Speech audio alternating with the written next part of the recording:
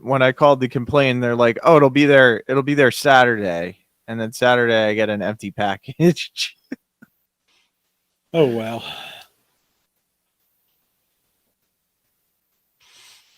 Hey, Dacast, did you ever pick up the Warbitron Bruticus? Did you pick that up? Yeah. Okay, all right. I thought you did. The BBTS has the full set up for $150.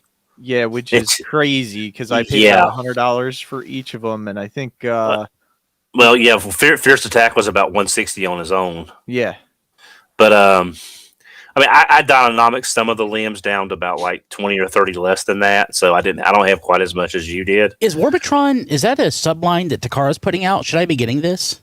Yes. You should go to BPTS right now and search for it. Oh, okay. Let me see. And pre-order it.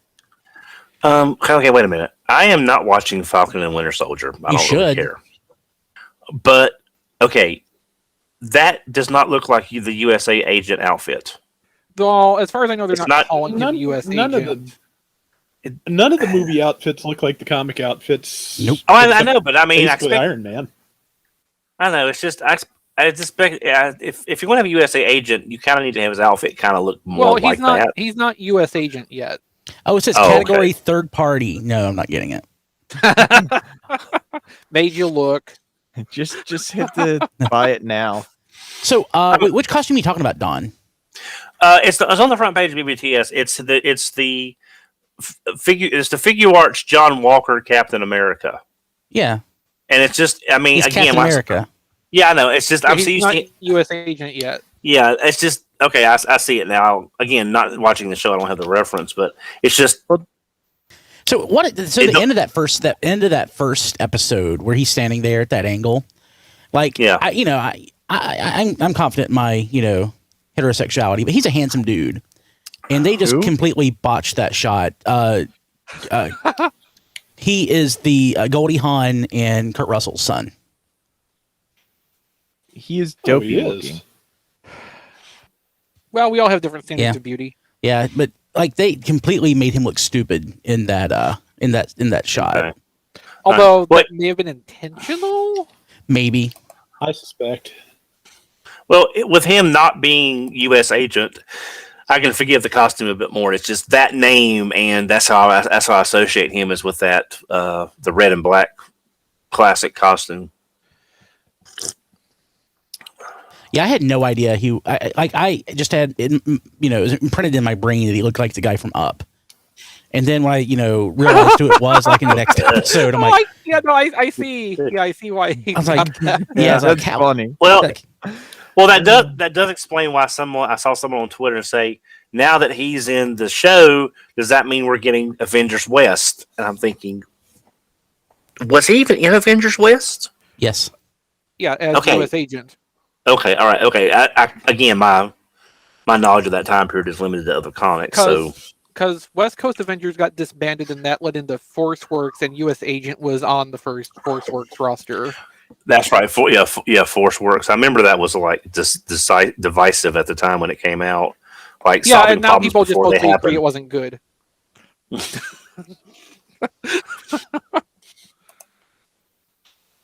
Of course, I don't have a lot to say because my favorite Avengers is Avengers. Well, no, they're like A-next. Third on the list. A-next, yeah. So Don, I was having a text conversation with Triplet and two people that don't know you about you and your love of American Dream. It was it's not that. It's just that whole MC2 was such. It was like Marvel finally let their characters grow up and have lives, and there was truly a next generation of heroes, which is like something we'll never see in Marvel proper, because they'll do whatever it takes to keep Peter Parker 24 years old and single. They de-aged him quite a bit. Yeah. So it's like, yeah, but you've also got May Parker, who would be, I would love to see her take over officially, but again, they're not even touching May as far as I know. I have no idea. I mean, so in my mind, Batman should be like 35, but they de-aged him with all that whatever stuff that happened 10 years ago that I've pushed out of my brain that I hated so much. I mean, that's why I just sort of give up on comics. As I like the classic stuff. I like Alan Scott, pre New 52 Alan Scott, but him becoming Sentinel, him moving on. It's just like everything is always going to be reverted back to that core thing, and you're never going to get any. They keep saying the next generation of heroes. Yeah, for 12-issue miniseries, then it's canceled. The people in the book are dispersed to other books. Then half of them are killed off because they don't want to do anything with them. Blade is like Batman is Forever 45 to him. I'm like, oh man, that means I still have time.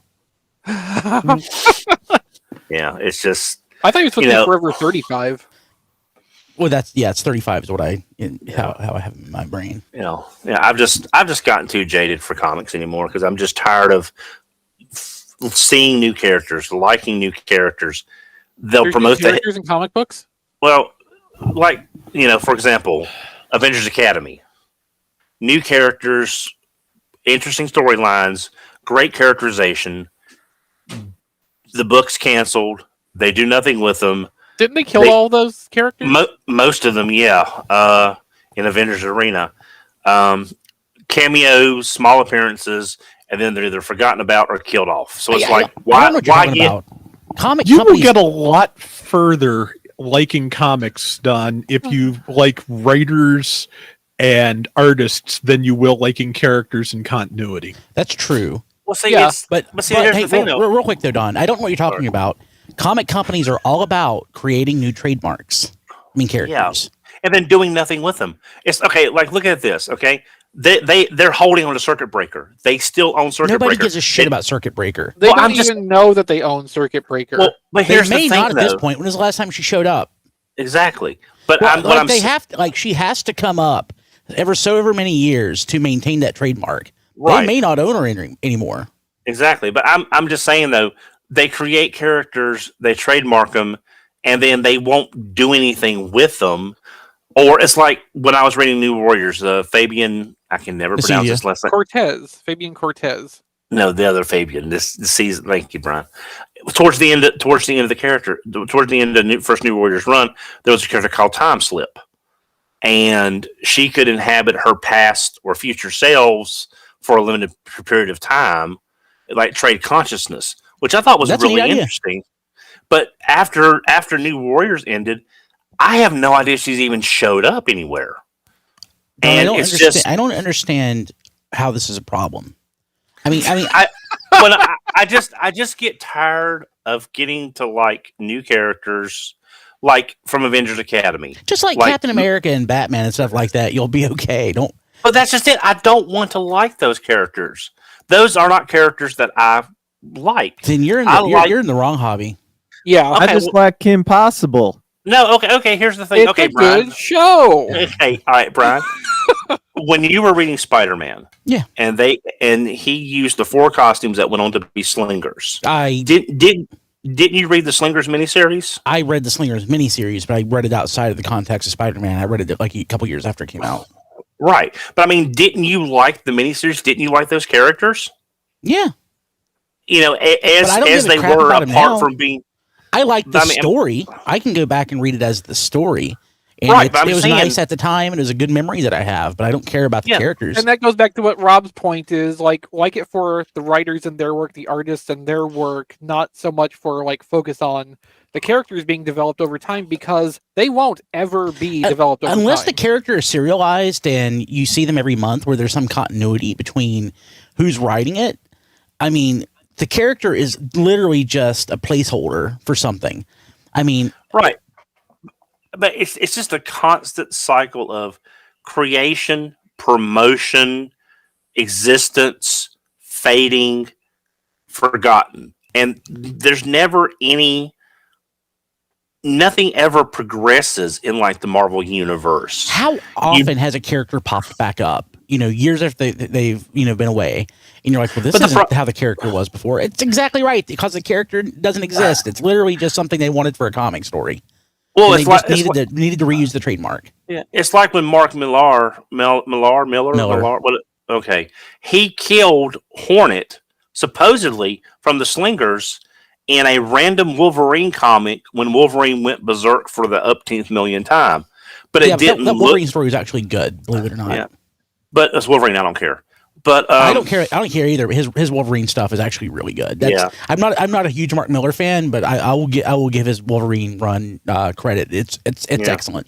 And see, there's a good demonstration of the concept too. Like Wolverine's a character that has a lot of potential for interesting storytelling, but most writers just don't.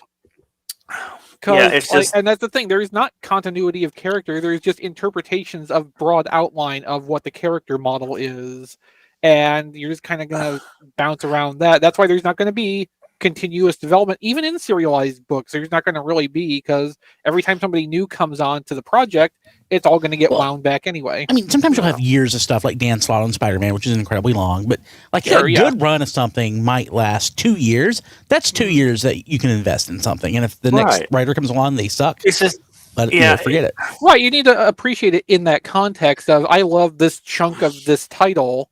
Yeah, and I can always love this chunk of this title, even if the next part rewinds it back to before that, and makes the status quo 5 years ago instead. Like those 24 issues are still really cool to read. Okay, Chris, since you said that, that brings up a perfect example. All right, you said 24 issues. Stephanie Brown, Batgirl. I'm not into DC comics, right? But Stephanie Brown, her Batgirl title is the only Batman series I have ever bought start to finish and enjoyed practically every single issue, because she made the Bat universe a lot more fun and accessible to me. Kind of like what Spider-Girl did. All the flavor of Spider-Man without all the massive baggage. And then New 52 happened, and then it's like, it's just the exhaustion of just getting attached to characters and then them just vanishing. You always have those 24 issues of Stephanie Brown, Batgirl. Yeah, but I shouldn't have to have just that. And like, well, you got that, you should be happy. You have a good character, you're doing nothing with it. That you should be, happy in perpetuity for that. But like, don't let what comes after that mar your enjoyment of something that you've already really liked. Like Don, so like I don't like New 52. I don't like what they did with Batman. But you know what? For the most part, all of post-crisis from like 1986 to like 2011, Batman's pretty good. So I have 25 years of Batman I can go back and appreciate, including that Stephanie Brown stuff. Well, and again, it's like, for example, if you like, let's say with me and Chris, let's say we like Babylon 5, but let's say the movies, some of them were not that great. Which is the truth. Yeah, but that doesn't affect how we feel about the series, which I completely understand. It's just the fact that they go through this. It's like a puppy mill for characters. That they just create these characters, they find fans that like them, they follow them, and then when they're not making 400,000 copies a month, or there's the slightest hint this character might replace the character they're drawing the inspiration from, kill them, retire them. You don't want them more popular, or you don't want them to have any shot at being the next character of this lineage. And it's actually, I think your Babylon 5 analogy can be even better. Like Babylon 5's 5 seasons, and the original main story is all contained in those first 4, and season 5 feels like kind of a different thing. Which it doesn't like invalidate what came before, but it's certainly not to the same quality, and it's not doing the same thing. And I don't really like season 5, but like it being there does not change anything about what I think of the first 4 seasons, because those are a really good unit together, and I will always enjoy. Well, okay, 3.5 of the first 4 seasons, because half of season 1 is half of season 1, but like, it doesn't even have to include the TV movies, but I think the season 5 thing makes a lot of sense, because it's sort of analogous to a new creator coming onto a continuous title of a comic book and changing the way it feels and where it's going. It's just, I guess it's just from me being older now and seeing so much potential in these characters that were created, and then they're just tossed in a dump bin to be pulled out for random cameos, and like, hey, remember this character? He's in one panel of one issue for $4, and then you never see him again. The thing is, Don, like, I'm not even trying to tell you that the way you're thinking about character presentation and development and everything, like, it's not wrong objectively. It's just like within the medium, you kind of have to accept it in the context it's given. You know, Yeah, like I feel the same way about a lot of stuff that has come and gone on TV, where like I think there's a more reasonable expectation of having that continuity of development. And then, you know, you get a new showrunner come on halfway through and the whole thing's different and it's not enjoyable anymore. And like sometimes it's so bad that like watching the older part of it, all you can think is like, "Oh, I know where this is going," and like it's a waste of time to even try to go through this again. But like with the comics, you're never gonna even have really the potential for what you're wanting. Like that's going to be so much the exceptional case rather than the standard. And yeah, if you can't look at it as like, here's one run I really like, and then, you know, maybe down the road another creator will come on and I will like another chunk of this run, you know, like, you know, take it in that way. Comics in general would be a lot better if it just ignored overall continuity for the most part, you know, have runs that are integral to themselves, but like overall just like have the stories be self-contained even if they're over 8 or 10 issues. Yeah, and again, this is me basically just being old man yells at cloud because you know it's just that's I mean one of my favorite titles of all time is Green Lantern. I read continuously from Emerald Dawn #1 in 1991. I picked up Emerald Dawn #1, and I've read every up until a couple of years ago. And I went through all the reboots, all the resets, everything else. And I just got so tired of it being six issues wrote for trades, told in 12 issues with half the content for $4 and $5 a month per book. And I just got sick of it. I just got so tired of paying that money and getting. It's like video games. They keep pushing great looking graphics, and the content isn't there. And they'll say the content later. I've been watching too much Inquisition, I'm sure, probably, but it's just that's the way comics felt for me. I was take paying. A drink. I have no idea what he's talking about there. It's not a toy reviewer. He's a video game reviewer, but it's just I'm just tired of paying money for getting partial content because everything in comics is being wrote for trades. And it's like the thing to do in that case, Don, is you wait a few months until Comixology has the issues bumped down to like half price. Yeah. And then you get them and you probably feel more like you're getting your actual value proposition out of them. But but like I said, this is just old man yells at clouds. Hey, speaking of video game consoles, GameStop had the Xbox Series X up today. Only available though through the that's the good one, yeah. Only available through like the monthly payment plan. Yeah. So it's only like $15 more than I'm paying now for like Game Pass. So it's like I'm getting the Xbox for like half price basically. So I was pretty pleased with that. Do you have to sign? Like, do you have to sign to lease it for 2 years, or how does that work? It's the way they do it is there's like a financier or something like that you have to do like a credit check.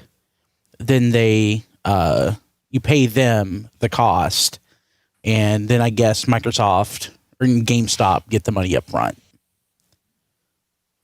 But it includes Game Pass, Xbox Live, all that stuff for like $35 a month. For like 2 years. Yeah, then it's yours.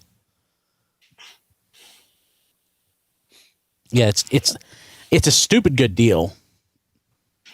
Yeah, it's not a bad deal. If you're going to do Game Pass. If you're not doing Game Pass, it's stupid. But Game Pass is such a great product. That's good though. We did a fanboy versus topic, and now we're transitioning into new Soundwave. Yeah.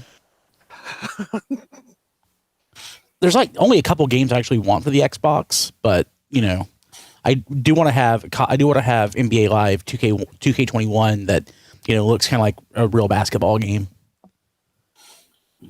It's only $840 for 24 months. Yeah, which again, if you are going to do Game Pass anyway, it's a great price. If you're not doing Game Pass, it's a stupid price. Right. I'll be honest, you're talking about all this stuff, and I'm just thinking about the GameStop I was at over Saturday in Roanoke, and they had the arcade cabinet that had Golden Axe 2, and Strider. Oh yeah, not. I'm thinking, I just want that because I never played Golden Axe Strider's not 2. on the Golden Axe cabinet, Don. Strider's Okay, on the hang on. Final Fight Shinobi, and Ghosts and sorry. Goblins. Shinobi. Yeah. Shinobi.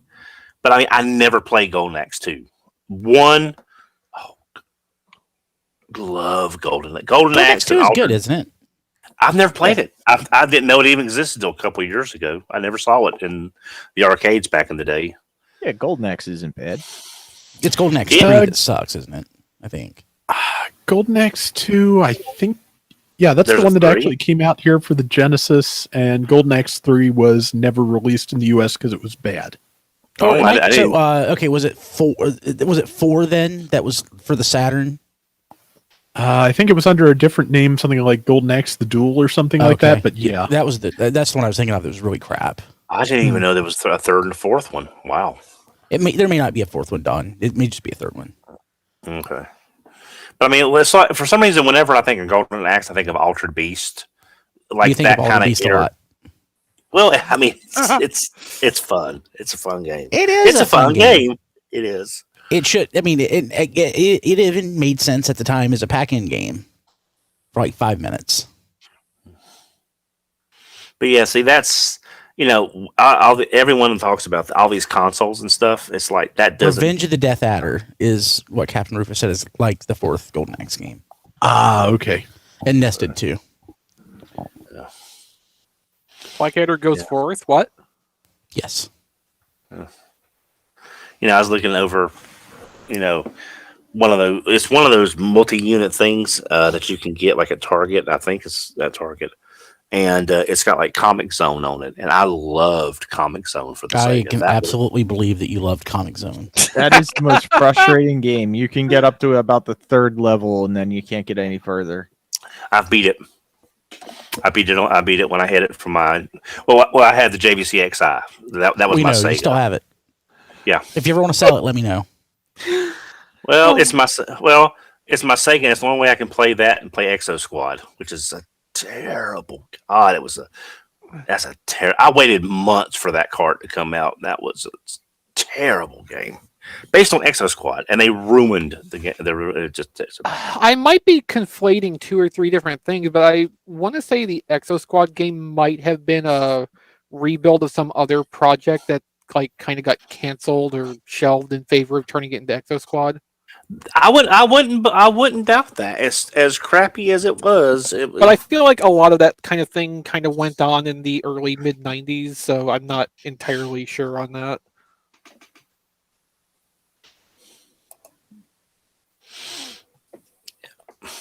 Did you see the little prime that I put in the chat? Yeah, it's a little.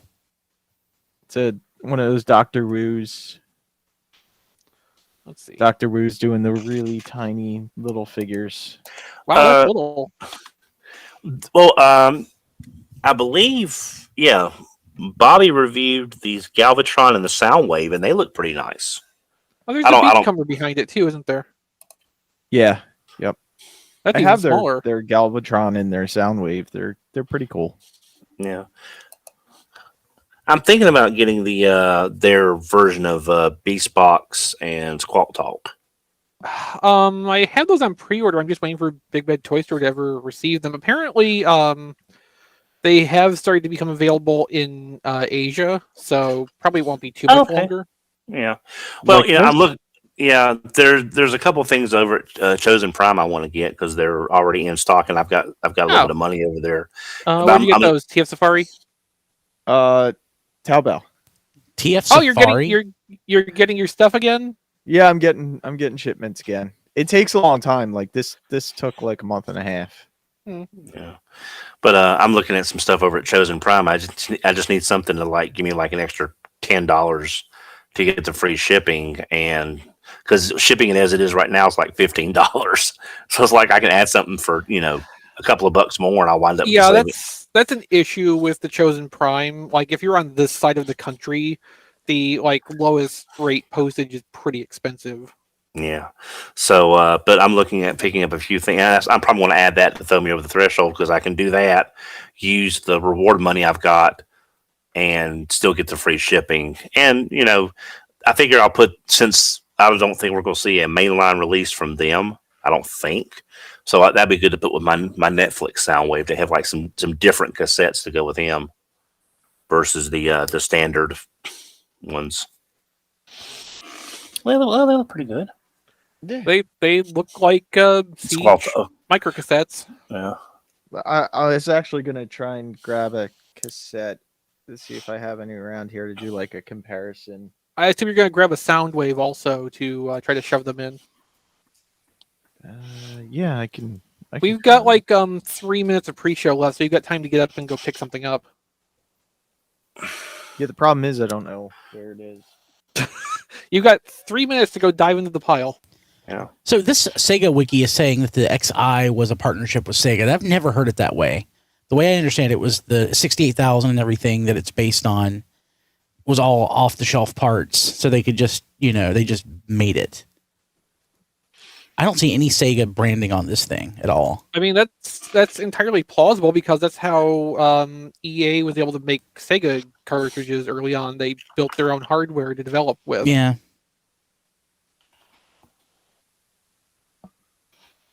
Could the Sega wiki be wrong? I'm certain it's not. I mean, it could be. My half memory from 1994. I mean, remember, not all fan wikis are the TF wiki or Memory Alpha. Oh God.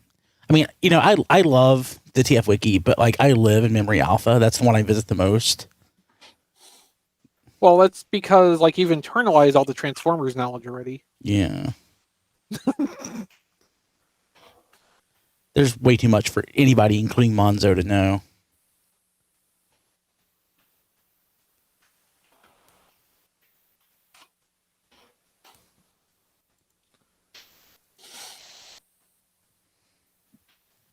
Captain Rufus and 1D4chan are the best wikis. 1D4. Oh, 1D4. I get it. Ha ha ha. It took me a second. Okay, I don't. D4 Don? Oh, dice roll. Yeah. Okay, all right. I wasn't thinking D&D.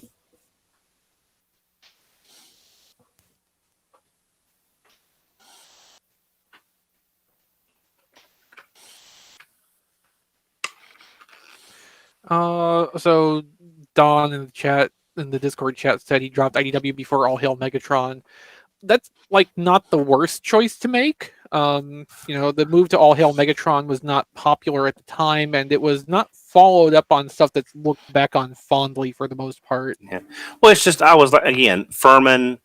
I was super interested with them doing the whole Headmaster thing with Hunter and Sunstreaker, and then it was just like, nope. Okay, I said bye. But again, I think that's when a lot of my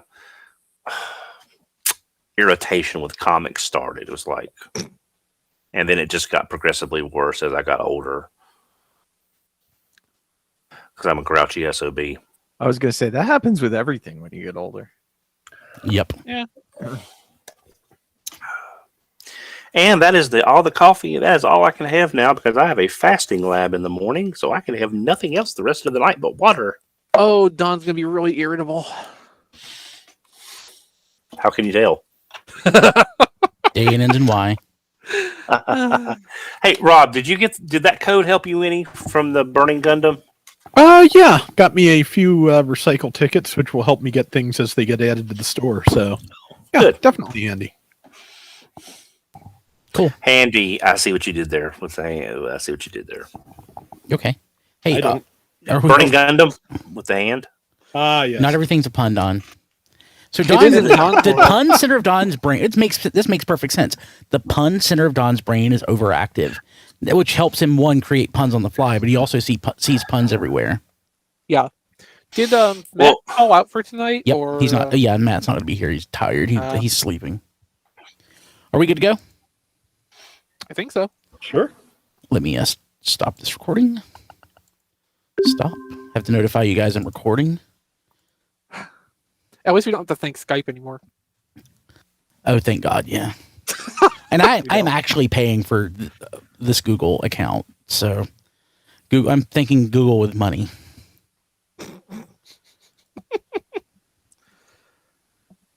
I like having native MP3s for the editing, but I can live with this because I can't live with this. Good. Okay. Pungeon Master is the best name, though. Funny. Okay. So just heads up, I only have like one thing in news, and it's the roundtable. So Yeah, I didn't know what we were going to end up doing Yeah, tonight there's not- because yeah. I knew nothing else was really going on. yeah, so I'm fine with that because I am fine with that. This is Radio Free Cybertron episode 723. I am Brian Kilby. Man, I'm so tired. We're all tired. Matt's actually home asleep right now. Actually, he would, even if he was on the show, he'd still be home. But you know, we don't exist in like some sort of virtual space. But if we did, I would be there with Chris. I think technically we do exist in a virtual space. Like that's basically what this call is. Sort of. It's our virtual space, yeah. Diecast, what are you doing in your virtual space? Hope you have your pants on. I probably do.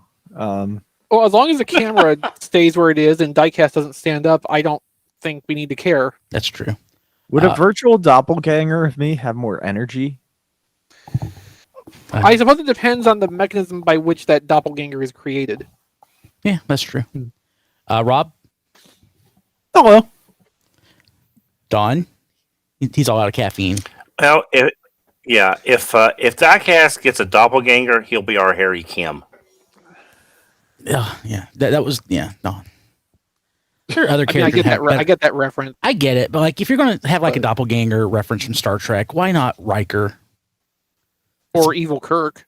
Or yeah. Because I like those, and Harry Kim I don't like. Oh, wait a minute. That never mind. Okay, you explained it. Okay, I get it.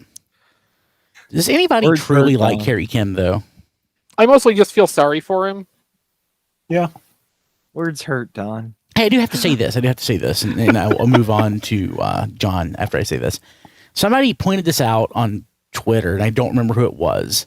It might even been Blade, but it could have just been a random Twitter person. Harry Kim was an ensign. Why was he considered senior staff on the Voyager?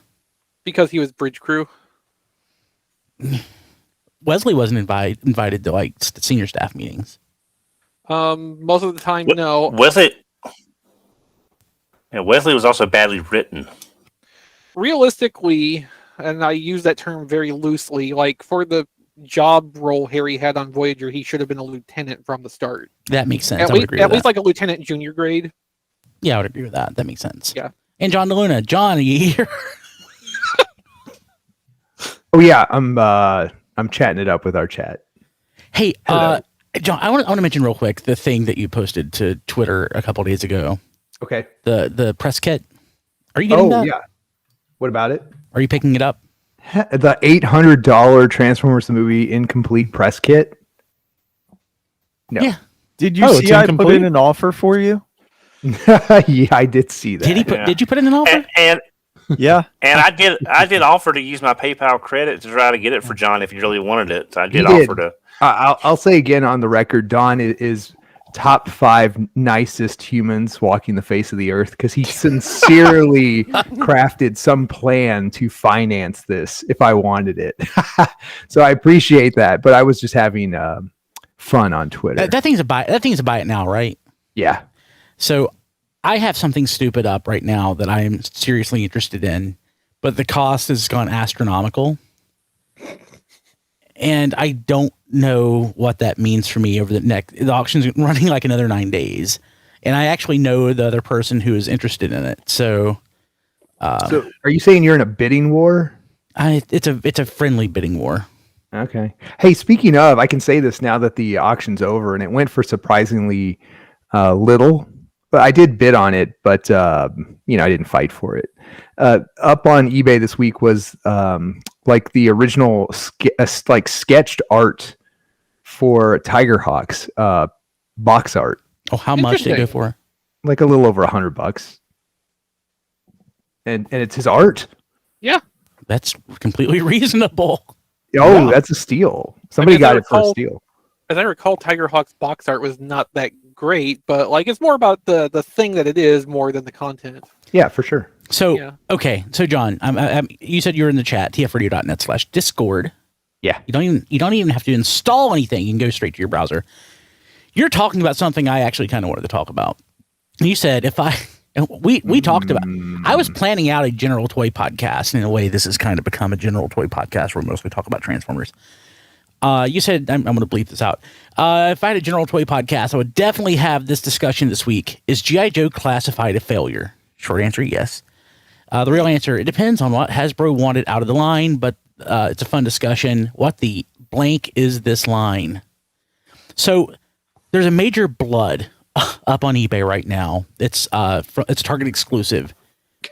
And it got bidded up. Their bids, it was like into the tens of thousands of dollars. And then I think those bids were canceled. The last I checked, went back up. Yeah, last I checked, it was like $25,000 or something. What? Yeah. Yeah. It's trolls at this point. Mm-hmm. Having fun. We're just having fun. Yeah. Well, I mean, it's probably easier to get it on eBay than it'll be to get it on Target's website. So, I am seriously considering stopping G.I. Joe Classified. In fact, if I did, I would probably get rid of everything except for that Firefly because I collect Fireflies. Thank you, Diecast, for being a good human being and sending that to me. So I'll ask again on it, on this line. Is it based on anything? Are those character designs based on anything? It's based on G.I. Joe Classified. Okay. So because Major Blood is awesome. I love Major Blood. It looks horrible. His original bio is so good. You should read it. His original file card. Anyway, this is one of those where okay, Classified Major Blood, he's not based on anything. And I'm not a complete slave to nostalgia, 90% slave. But it just doesn't I don't get it. Like he's gonna be hyper rare. He's gonna legit go for hundreds of dollars. And I don't know what I'm looking at. I don't get it. So this is the one that triggered me, whereas I don't understand this line and I don't know where it's going. Yeah, that's why I think I can let it go. Because you can let it go. Can let it go. No, but I really think we need to harangue John until he actually makes this general toy podcast episode on this one specific topic. It can be like a patron exclusive thing or something, but it just feels this feels like a prompt that needs to be developed. Yeah, how old is this thing? 3 years at this point? 2.5 Classified? years? Yeah. A year. It's from last year. Really? It's from last year. Uh-huh. Man, what a roller coaster. The Snake Eyes with all the bonus weapons was something they showed at Toy Fair, I think. Previewed it in the year 2019, or was it still 20? 20. Man, pretty sure. That's crazy. That is crazy. I think it was previewed earlier than that, and it came out last year, if I remember right. Even in that case, though, the line is not more than a year and a half old. Well, Brian, when I saw your tweet earlier when I was on lunch, Which one? I did about stopping the G.I. Joe collecting. I did a tweet myself, and I basically added it to Hasbro. If you have G.I. Joe collectors considering not collecting G.I. Joe anymore because they can't find G.I. Joes to buy, something's not working right. On the other hand, they have the optional privilege of paying $50 a year to Hasbro Pulse for maybe the chance to get a small selection of these exclusives on HasbroPulse.com instead of Target if they're there for the 5 minutes they're in stock in the middle of the workday. Yeah, so I mean, it's and I was thinking about this on the drive home, and I'm not trying to hijack the podcast, Brian. I'm sorry about that. I'm just thinking about. No, this is the podcast now. Go for it, Don. Okay. Hasbro is making their money on their end selling to the secondary retailer like Target. So they're still making their money. Target's a primary retailer. It's not a secondary retailer. Well, I mean, okay. I'm sorry. Primary retailer. I was messed up. So anyway, Hasbro is making money. The problem is if you have final consumers dropping out of trying to find this stuff, all you're going to be left with is the scalpers and the people that can get this. And if people are not willing to pay those. Not everybody's willing to pay those prices. Sooner or later, it'll be sort of like John on the NECA stuff. Sooner or later, people are going to stop paying those prices to a degree because they're just fed up with the whole thing, and that's going to eventually get back to Hasbro to the fact that yes, we're making money, but our final consumer target, no one's happy, and the only people buying it are going to stop buying it at some point because they can't flip it. On these I exclusives, feel like what's going to get back to Hasbro at this point is if people stop buying it. If people stop buying it, people will stop scalping it, and they're just going to sit, and Hasbro will stop making money on it. and Hasbro that'll will still just make be money the on end. it. Hasbro will still make money on the exclusives because it's Target buying them, and it's not. They're not just producing them and shipping them out to other people. Target's buying these, and they're effectively like resellers. I mean, these are exclusives. They have agreements on how much of these are going to get sold, which is one of the reasons they're hard to find because Target's not buying enough of them. So it's all. I don't want to say it's not Hasbro's problem because I know Hasbro wants these to get into the hands of fans, but the failure on this is Target. It's entirely Target because they are either not buying enough of them, they're not controlling who can get them.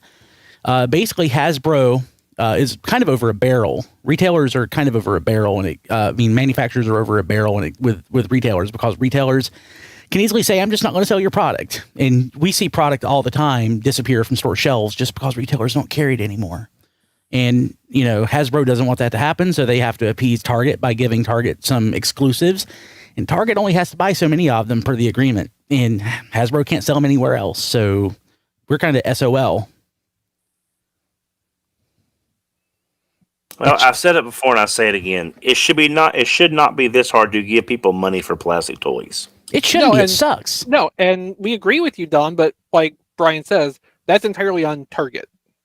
Yeah, I mean, Hasbro, I'm certain, is probably wanting to make more that they can put on Pulse, but Target just say no. And Hasbro probably has nothing they can do about it.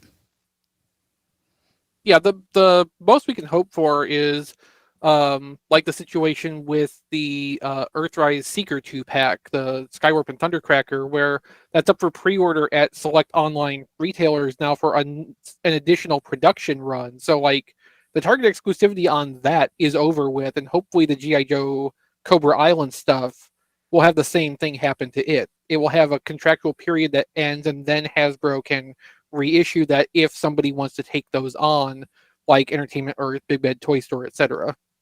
Well, the Cobra Trooper, what they did is they re-released it in the next wave and just made minor changes. Yeah, they can, and they can do that too. They can do that, and they should do it. And that is when it's on Hasbro, and they're not doing it. Yes. I think right now Hasbro probably is still juggling what demand is there for G.I. Joe product and trying to catch up to what the actual numbers appear to be based on versus their initial prediction of what the market would actually sustain. What I would love to see happen is Hasbro just not do any more retailer exclusives. But that's not going to happen. Yeah, I mean, that's basically the entire fandom's opinion all the time. Yeah. But we would also get about a third of the product that we actually get now if there were no retailer exclusives. And it could just be so many other. It would be $19.99 again. Is basically what I'm saying. Yes. So what's the knockoff GI? Not knockoff GI Joe, but the Lamar, the core. My Walmart just completely quit. I nobody really sells them anymore. Well, I thought that was more a case of that got supplanted by the King Kong movie stuff and the Alien toys. I mean, you think Lennar would still be making them if they could, if the retailers were buying them? I mean, maybe you could also look at it as the company has taken on licenses and they want to put their manufacturing focus on those things. It's a very small company, very, very small company. Yeah, I mean, there's merit to the way you're looking at it too, because the amount of stuff they could possibly make, they would want to make, you would think, across more than one brand at a time, but it also may not be feasible for them. So. Yeah, that's kind of what I'm thinking. If they only have the capability of making so much stuff, then they have the choice of making their long running knockoff G.I. Joe line that is basically an in joke to a group of select collectors, or they can make Aliens figures. Yeah. Yeah, it's this is a very complicated situation when it. Oh yeah. So, I see a lot of people. I kind of got myself in trouble a little bit today when I saw where somebody made a comment about how this worked, and they just made this really dumb, broad generalization that wasn't true. And I stepped in and responded to what they said and sort of laid out how it was. And they're like, "Well, that's just what I said, but it's the long version." And I'm like, "Okay, sure it is." Yeah, but this is one of those things. Like nobody knows exactly how it works, even me and us, except for the person who's selling to Target and people at Target. And the people at Target probably don't care. I mean, they care to an extent within one frame of reference. Yeah. Like the merchant at Target who buys the stuff is probably very happy that it sells out because it helps their bonus at the end of the year. Yeah, and it doesn't really make a difference probably to the toy buyer at Target how much of any given thing is going to how many different buyers or of what category at what rate. What the merchant at Target is seeing, they're saying, "Oh crap, this stuff is going for so much more on the secondary market. How can we get a piece of that?"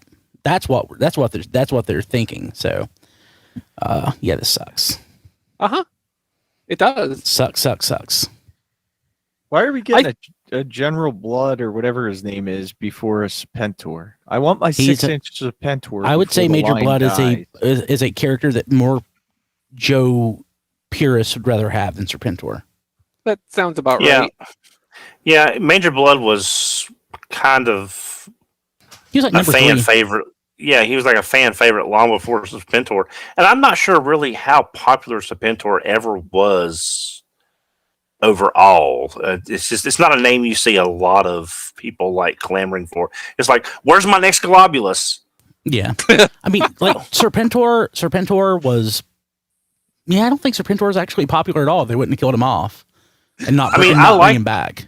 I mean, I love the concept, but it was just like, now what?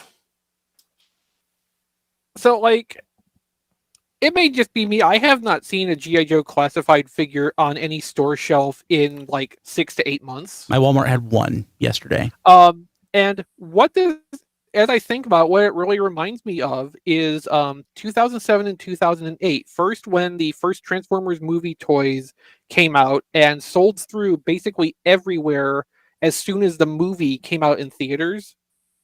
Demand for them far outstripped what was made and shipped to the stores at that time, which is partly, I think, why we got the Allspark Power line. It was a way for them to refresh and get more product quantity out. But then again in 2008 with the toy line for the first Iron Man movie, which had the exact same thing happen. And I think in both of those cases, they went conservative with their movie toy lines to not have a big glut of that stuff hanging around and eventually getting deeply discounted like all movie lines are doomed to be. The Prince of Persia is a great example of that because I never saw that line even appear in stores until it went directly to deep discount at Toys R Us. The first time I ever saw that on shelves, it was at discount, but that's a different matter. I feel like it's very possible a similar thing's happening with the G.I. Joe classified stuff, which is just that Hasbro went really conservative with their production numbers on that, and there was enough market demand to outstrip the supply that there was. And right now we are in the waiting period for them to get that next bigger batch of the stuff produced and out to the retailers. And by this time next year, it's going to be like, can we not have any more G.I. Joe classified stuff? True. I'm tired of seeing these Serpentors hanging everywhere. Yeah, Wave 1 stuff is still showing up, basically. Yeah, so that's what was on my Walmart shelf yesterday was a roadblock. A roadblock, yes. A roadblock, yeah. Yeah, that's all I saw one roadblock at Target last week. I saw one at GameStop the other day. And I saw one at a different Target when I was out of town Saturday. And that's the only thing I've seen is a random poor roadblock. It's probably the same roadblock being bought and returned at different places. Okay. John, that was a good idea. You should do a general toy podcast. I think we just did. Yeah. Talk about some wrestling figures now. Oh, and a video game podcast on top of that. Yeah, we're done with that.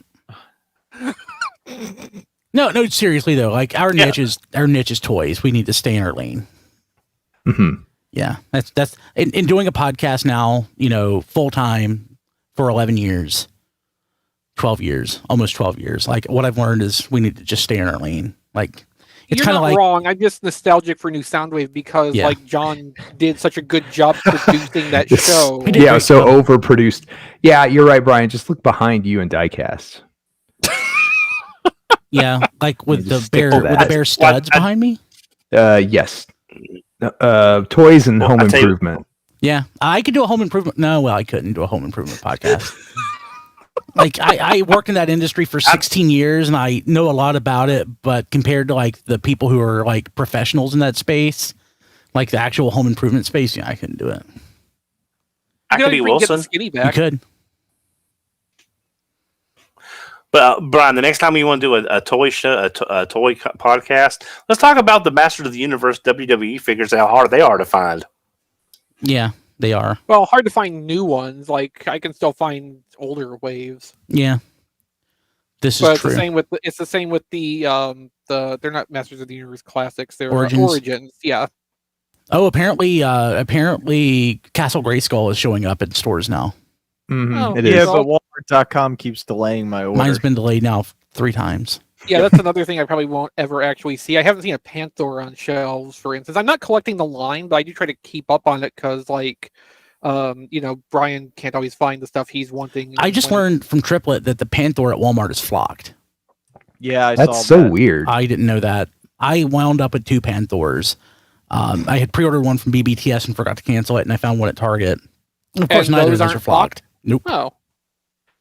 What the fuck? Yeah, well, now my Target, I saw some today at Target, but I didn't look. But I mean, so is there a flocked and unflocked version? At Walmart, there's a flocked version. At Target, there's an unflocked version.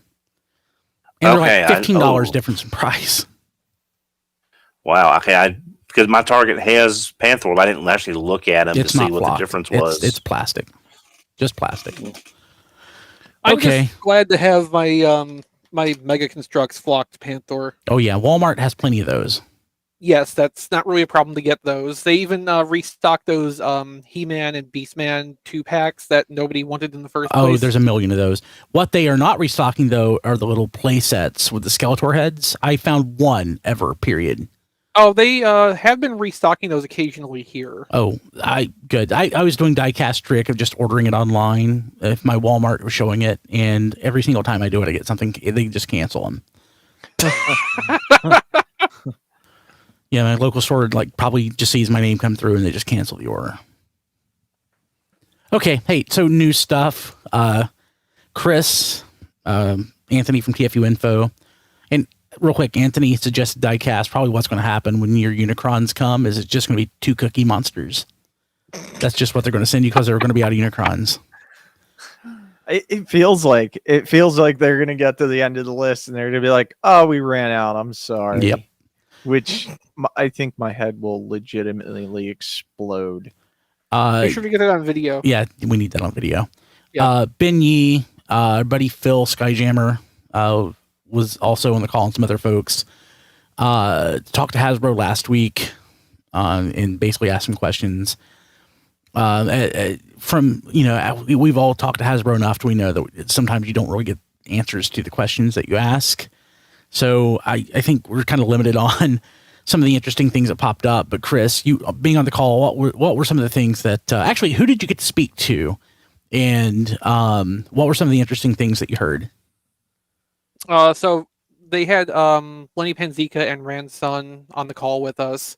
The most interesting thing to me was the explanation for why Dracodon the Vertebrate Redeco is green, which Lenny had a very detailed description of how that process went. So I put up the News Desk episode 139 today, which is clips from that, and there's also a semi-transcript of what was included in the mini podcast episode.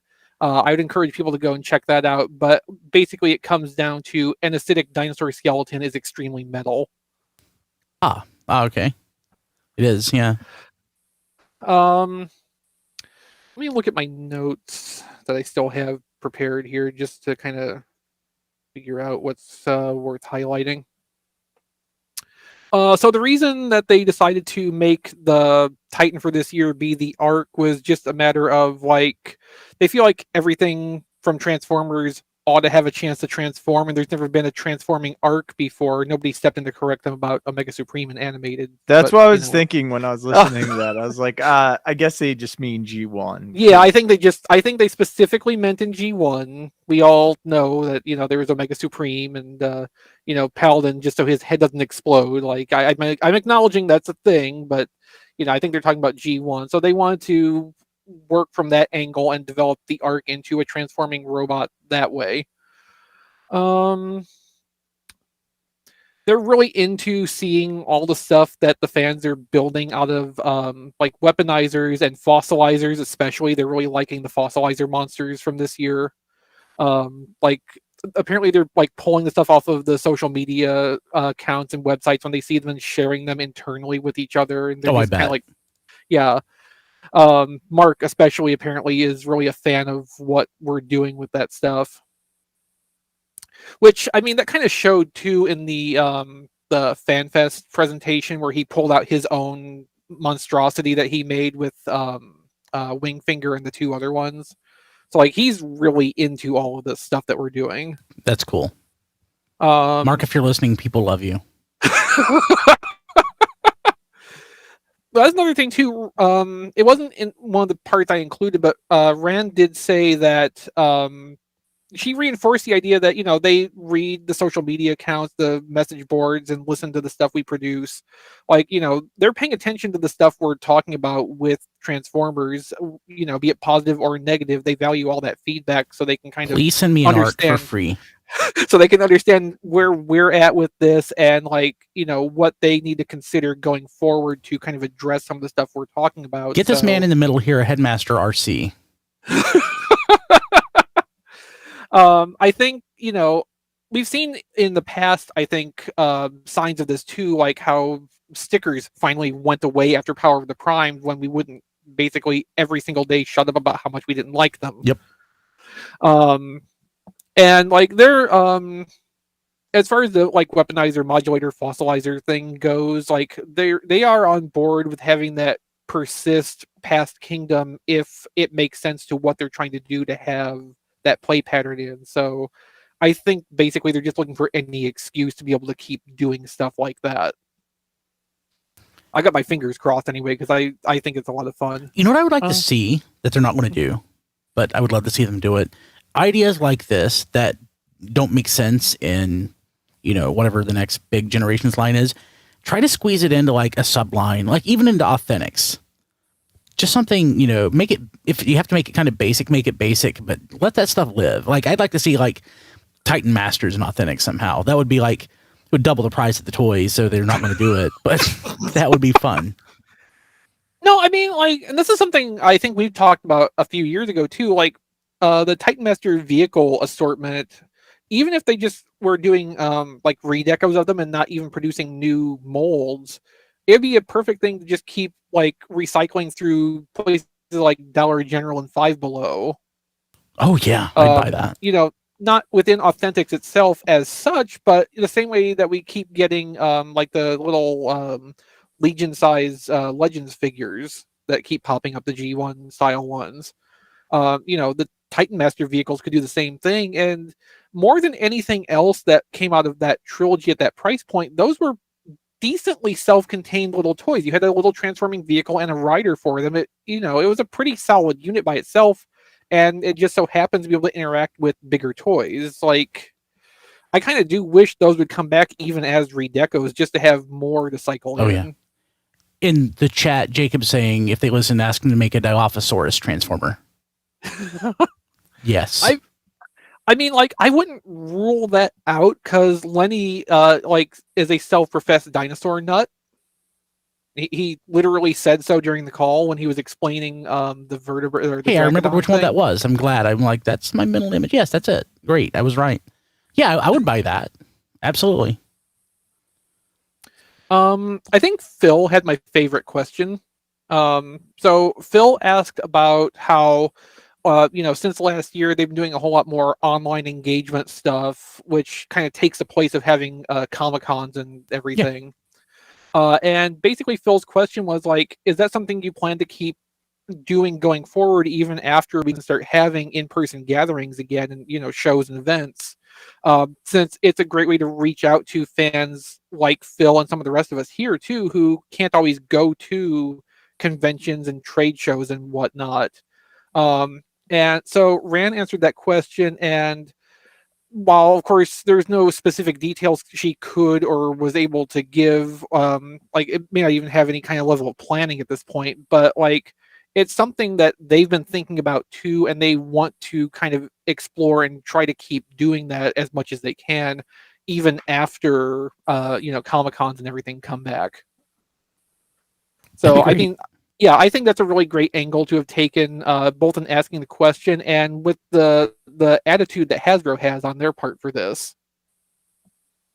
Ben also had the thought to ask about the core class figures not going up for pre-order, and the explanation for that came down to basically they didn't intend to have the low price point stuff go up on pre-order because apparently as a response to some of the fan feedback they've heard where some of these reveal events apparently have too many things. I don't know that that's specifically related to us calling one of them the Night of 1,000 pre-orders, but I'm not going to say it's not either.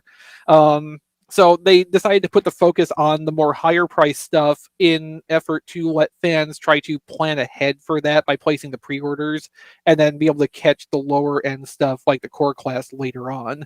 But apparently at some point between now and when they're released, the core class stuff will go up for order at online retail. It just has not actually materialized yet.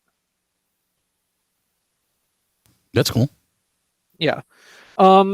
Outside of that kind of stuff, like a lot of it was just general feedback kind of conversation. So we talked for a little bit about like how the packaging style has developed over the last few years. And I even was observing specifically how we had been talking on last week's show about how taken we were with the shattered glass packaging. And relevant to our conversation we had, apparently it is an online exclusive thing based on how Lenny was talking about it. He was describing it as e-commerce packaging, which would be the same thing like the closed box Amazon stuff. But he said he kind of wanted to have that feel like kind of premium or a step above the other e-commerce packaging. So it sounds like that is going to be just an online only thing. It didn't really come up whether it meant Pulse exclusive specifically, or if that was going to be just kind of a general thing for when other retailers are picking it up. The way it looks right now, though, I think Pulse is the only place in the US that's offering it. So probably it is going to be exclusive, at least as far as we're concerned. I also said that like I was really into the Ark being a big spaceship toy, and please make more like this.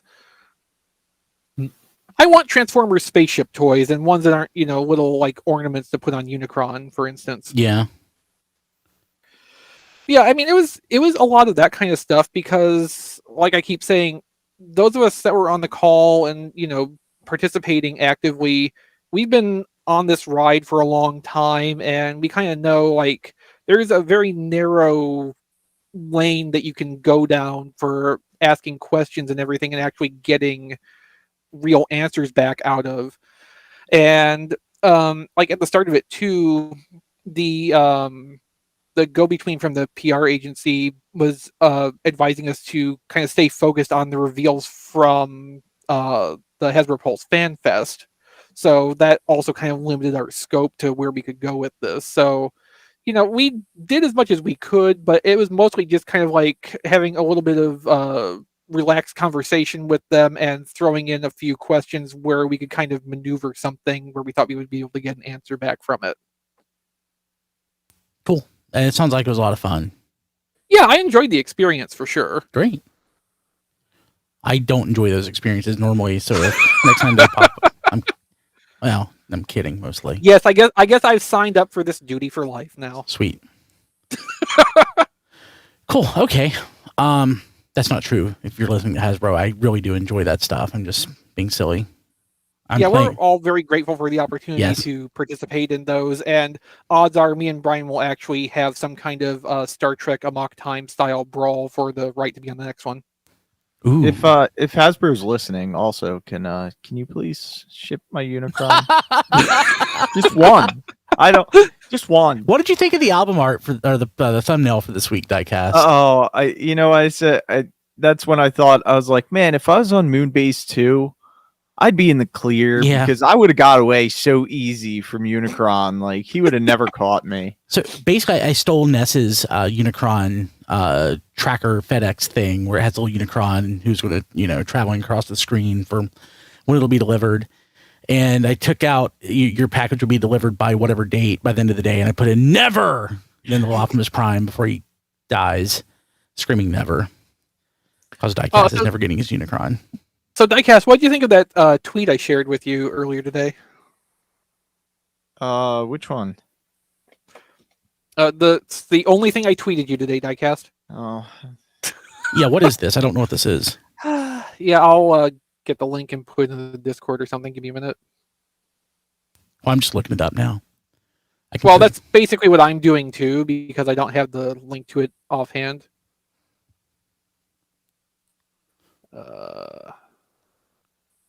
You posted something to your Play With photos a couple days ago, Chris. I really like.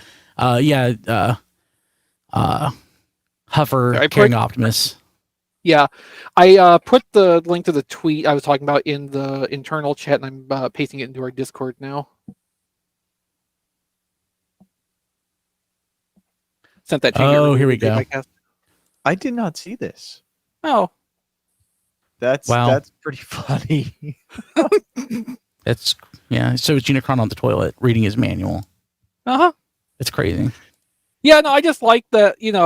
Somebody's had a Unicron for long enough that they feel comfortable sitting it on their toilet while Diecast is still waiting to even get his at all. Felt very appropriate. That's nice.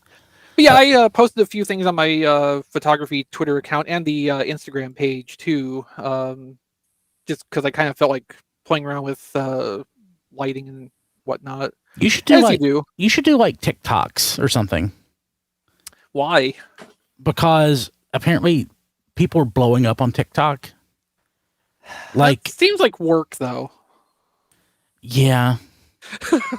You know what's worse is I keep getting shipping notices from Hasbro Pulse, and I'm like, oh, this is it. And then it's something like I got my my Skull Cruncher, which is the only one I wanted to keep in package because he was my favorite when I was a kid. So I wanted that retro package to reminisce from when I was a kid. Yeah. I got it on Pulse. Thank goodness that I was able to pre-order that, but I didn't even look to see like when it would ship or anything like that. I was just like, I want it. I'm getting it. When it comes, it comes. And that shipped. And I was like, ooh, I'm getting a shipping notice. It must be Unicron. And I'm like, it's Skull Cruncher. But I really wanted it. It's not like it's just frustrating. So going back to the TikTok thing. I created the TikTok for RFC. I haven't really posted anything to it. I don't have time to dedicate to it. But I was looking on TikTok for like just Transformers accounts, and like just generic Transformers accounts have like 40,000 followers on it. Our old pal from Allspark and just a lot of different things, Daniel Ross. Of course, Daniel is also the voice of Donald Duck, so there's a little different. But he has like 800,000 followers on TikTok. So, and we knew him back when he was just starting out. Yeah. So that's Don do like dances or something on TikTok, and we can post them. We could get Don dancing on TikTok. Yeah, being Donald Duck is a long ways away from being Starscream on the Metals game. So something like that, yeah. Yeah, so that's awesome. I'm really impressed that that he's come so far. I think he's probably, as far as Transformers fans go, as far as like in the field of like animation stuff, he's probably the one, at least that I know, that's gone the farthest. So that's cool. But yeah, 800,000 followers, that's a ton. But like just generic Transformers accounts that just post like silly Transformers videos, like 40,000 followers. Dawn, you should be a TikTok star. No. Okay. But Brian, you know what they say? TikTok killed the podcast star. Yeah, well, there's a lot of YouTube killed the podcast star too. So Yeah, well, yeah. Okay, anybody get anything this week? I got one thing worth vaguely mentioning. It came up in our Discord a few weeks ago that a seller on AliExpress had Generation Select Star Convoys for about $45 plus shipping. The shipping was only like $11 or $12, and then a little bit of sales tax on it. So like around about $60 shipped for a Generation Select Star Convoy, and like those things are not cheap to get otherwise. And after Brian's immediate breakage issue with his when he got it in 2019, that's how old that is now. I never felt comfortable opening and messing with mine, but finding out like cheapish spare, that's kind of interesting. So I placed an order for one.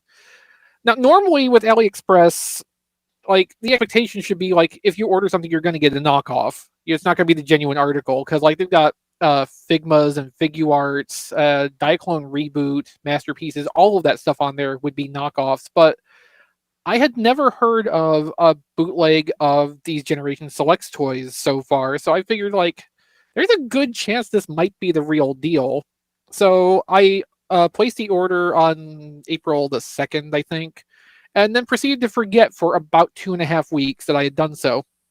So that just came yesterday, and to my surprise, like completely genuine packaging, like even with the outer shipping carton, had Hasbro branded tape sealing it shut. I don't think a bootlegger is going to go the detail of producing their own Hasbro logo packing tape.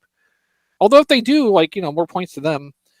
But yeah, like everything looks to be in order, and I got a second Star Convoy so I can actually mess with one and still have a pristine one in case I, Kilby mine.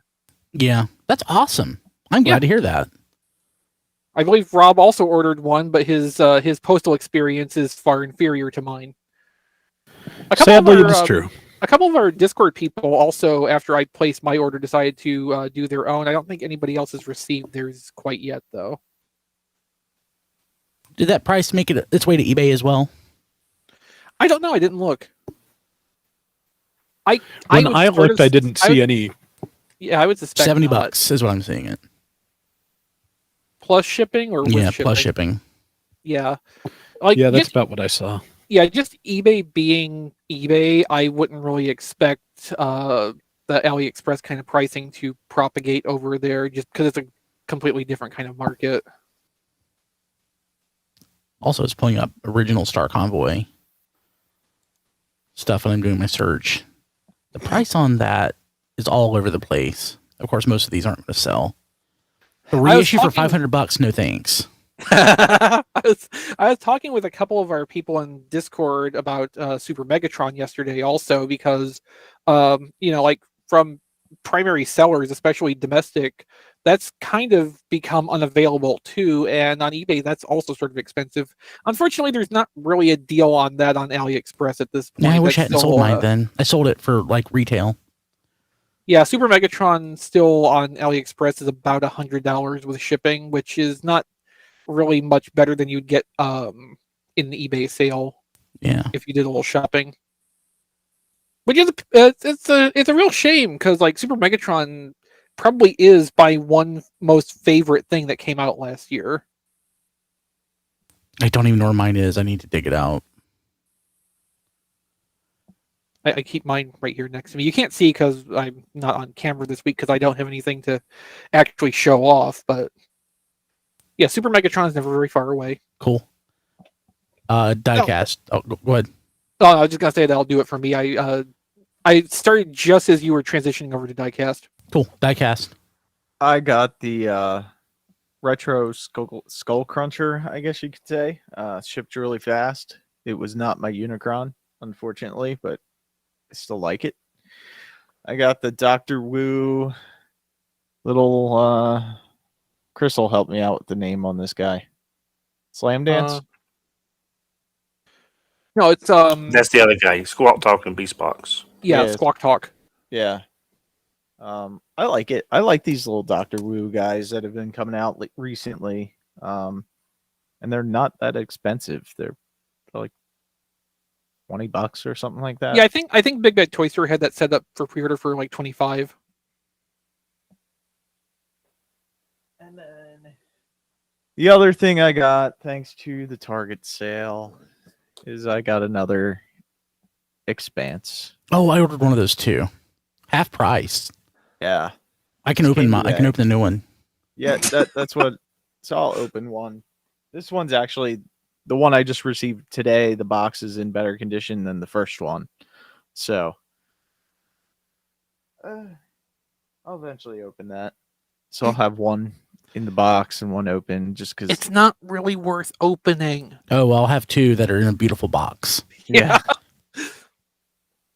Yeah, you can have them hanging on the wall, one facing front out, one facing back out, so you can see both Oh, yeah. panels. Yeah, but that was my total impulse thing that I was like, oh, yeah, I'll just buy it. And that's all. That's all I got. No I would Unicrons. make a comment on like a $35, $40 impulse purchase, but I've done so much worse than that in my time. Oh, yeah. Rob? Was not quite prepared for that. I did get a couple of things, neither of which I paid full retail for, so I'm pretty happy with that. I got Kingdom Voyager Dinobot, which I pre-ordered on Amazon a long time ago, and it's not bad. It looks really good in robot mode. I really like how it looks as a robot. As a dinosaur, it's okay. Transforming it got to be less of a hassle after the first time, but the first time was not fun. Just figuring out exactly how everything lines up and how to tab it in. Just it's one of those things, especially since the thigh swivels on that are incredibly stiff. Just really hard to rotate the legs, which to line up the dyno mode you kind of have to. And then the other thing is Chris let me know about a Amazon warehouse deal for Voyager Cyclonus, and that is just excellent figure. I really like that. It looks good in both modes. It is just, it's fun to handle, which is kind of pretty much where I'm at with Transformers at this point. I want to enjoy transforming them. I don't want it to be an ordeal. I don't want it to be confusing. I don't want my thumbs to hurt when I'm done. And yeah, Cyclonus is fantastic. That is a great looking figure. You left out one qualification there. You don't want to be afraid of them either. Yes, that is kind of an important one. Yeah. Don't want to be afraid to transform them either. So yeah. So Cyclonus is just excellent. And I think of the Voyagers I've gotten out of Kingdom so far, he is definitely my favorite. So and I think that's everything I've gotten this week. Cool. Don. Yeah, a couple of small oddball things. Off topic, I left it in the car. I forgot to bring it up. But I found the Cobra Fang today. So I picked up a Cobra Fang to go with my Hiss tank, and they'll probably never be opened because they look pretty in the box, and that's what I wanted. While I was out of town, I picked up, again, this is off topic, but I'm a huge fan of the Incredibles, and there's not that much merchandise coming out now. So I found the new Violet figure and Mr. Incredible at Tuesday Morning, of all places, for about $5 a piece. I've not walked into Tuesday Morning in like 2 years. They still have like knockoff Transformers. This one had Singe. It had 3 Battle Masters, 2 Aimlesses, a Smashdown, and a Terraxton. That's all they had. So that when I went to Target, I did check for things. I got the last of the Reaction Gold Armor Bumblebee. It was on clearance for $9. So I figured, I'll put it on the wall. I still wish this had been like a G2 with the G2 symbol and stuff to make it, kind of more like what the theme is. But for $9, it's pretty and it'll look nice on the wall with the rest of the Reaction figures when they go up there. At the same Target last week in Roanoke, picked up Studio Series 72 Starscream. Cool. Wasn't planning on it. Just it was on sale. They had more than one on the shelf, and my Target hasn't restocked in weeks, so I figured I'd give it a try. And the thing I was hoping to show off last week was I got a really good deal on eBay. Fans Toys Sea Spray. This is the 2.0 version. That's a lot tubbier and a lot more accurate, because the first version was really kind of lanky, and Sea Spray is not what you would call a lanky bot. The seller was selling them because he was I think he was like a mint and box collector or mint collector, and probably can't tell, but there's a slight paint chip there on the inside of the leg. So I got about $20 less than retail. I used one of my gift cards from my future in-laws from Christmas, so I got him for about $45, and so now I have a really good looking Sea Spray. How do you get along with your in-laws, Don? Well, they're my future in-laws, so hopefully it gets along pretty well. Are you afraid of your father-in-law like I am? I mean, it's a work in progress. I'm not afraid. It's just I'm afraid of you know, it's just I never planned on having in-laws, so I figured I would never have in-laws. So it's a work in progress. But I'm really happy I got him. I haven't transformed him yet. It's a really solid, good-looking figure. But that's it. Just a very, very light week, and stuff just wasn't turning up. Cool. John, did you get anything? No, I did. Well, I got wave 2 of the deluxes for Kingdom. It is wave 2, right? So Yeah, Huffer and yeah. I've opened everything except Rack tonight. Air Razor and I didn't get RC for the record. Air Razor's cool. I really like Air Razor. She's surprisingly good. I haven't really spoiled myself on toy reviews for this wave or anything like that, so I was impressed with her. And Huffer is really solid. He kind of feels like a throwback. It's probably just because he's like a deluxe grade truck. So, you know, they only transform so many ways. But he got that old school method of, you know, forming this truck bed where you just fold the legs basically into each other. You know, the classic method of doing that. So that feels fun on a G1 design. We're just stuck in a time loop, everybody. But it is fun. And then, like I said, I'm looking forward to opening Rack tonight. Other than that, though, no, nothing else. Okay. I'll do the couple things I got. Looked like more than a couple on Twitter. Well, yeah. I went to McKay's this weekend. I thought so. Yeah, and I bought some video games. And I looked. McKay's had several Transformers, some stuff I had, some stuff I didn't have. And I just always look at the bagged toys. And I got what I thought was a Zoid. And up until 5 minutes ago, I was going to say, well, I got this Zoid and I don't know its name. But after actually looking at the stamps and stuff on it, or the markings, it's not a Zoid, it's a Mars toy. So like one of those generic Walmart toys. So it's a little Stegosaurus. So not a Zoid. So I'm a little disappointed. I thought it was like a really simple Zoid. I got some video game stuff. I was there and I'm like, they have games and books and stuff, and there are some Transformers games I never wanted to pay a full price for. But if I'm going to collect Transformers stuff, I might as well actually finally own it. So I'm trying to fill in gaps. It's mostly movie stuff. Actually, is it all movie stuff? Almost all movie stuff. I got Rise of the Dark Spark for the Wii U.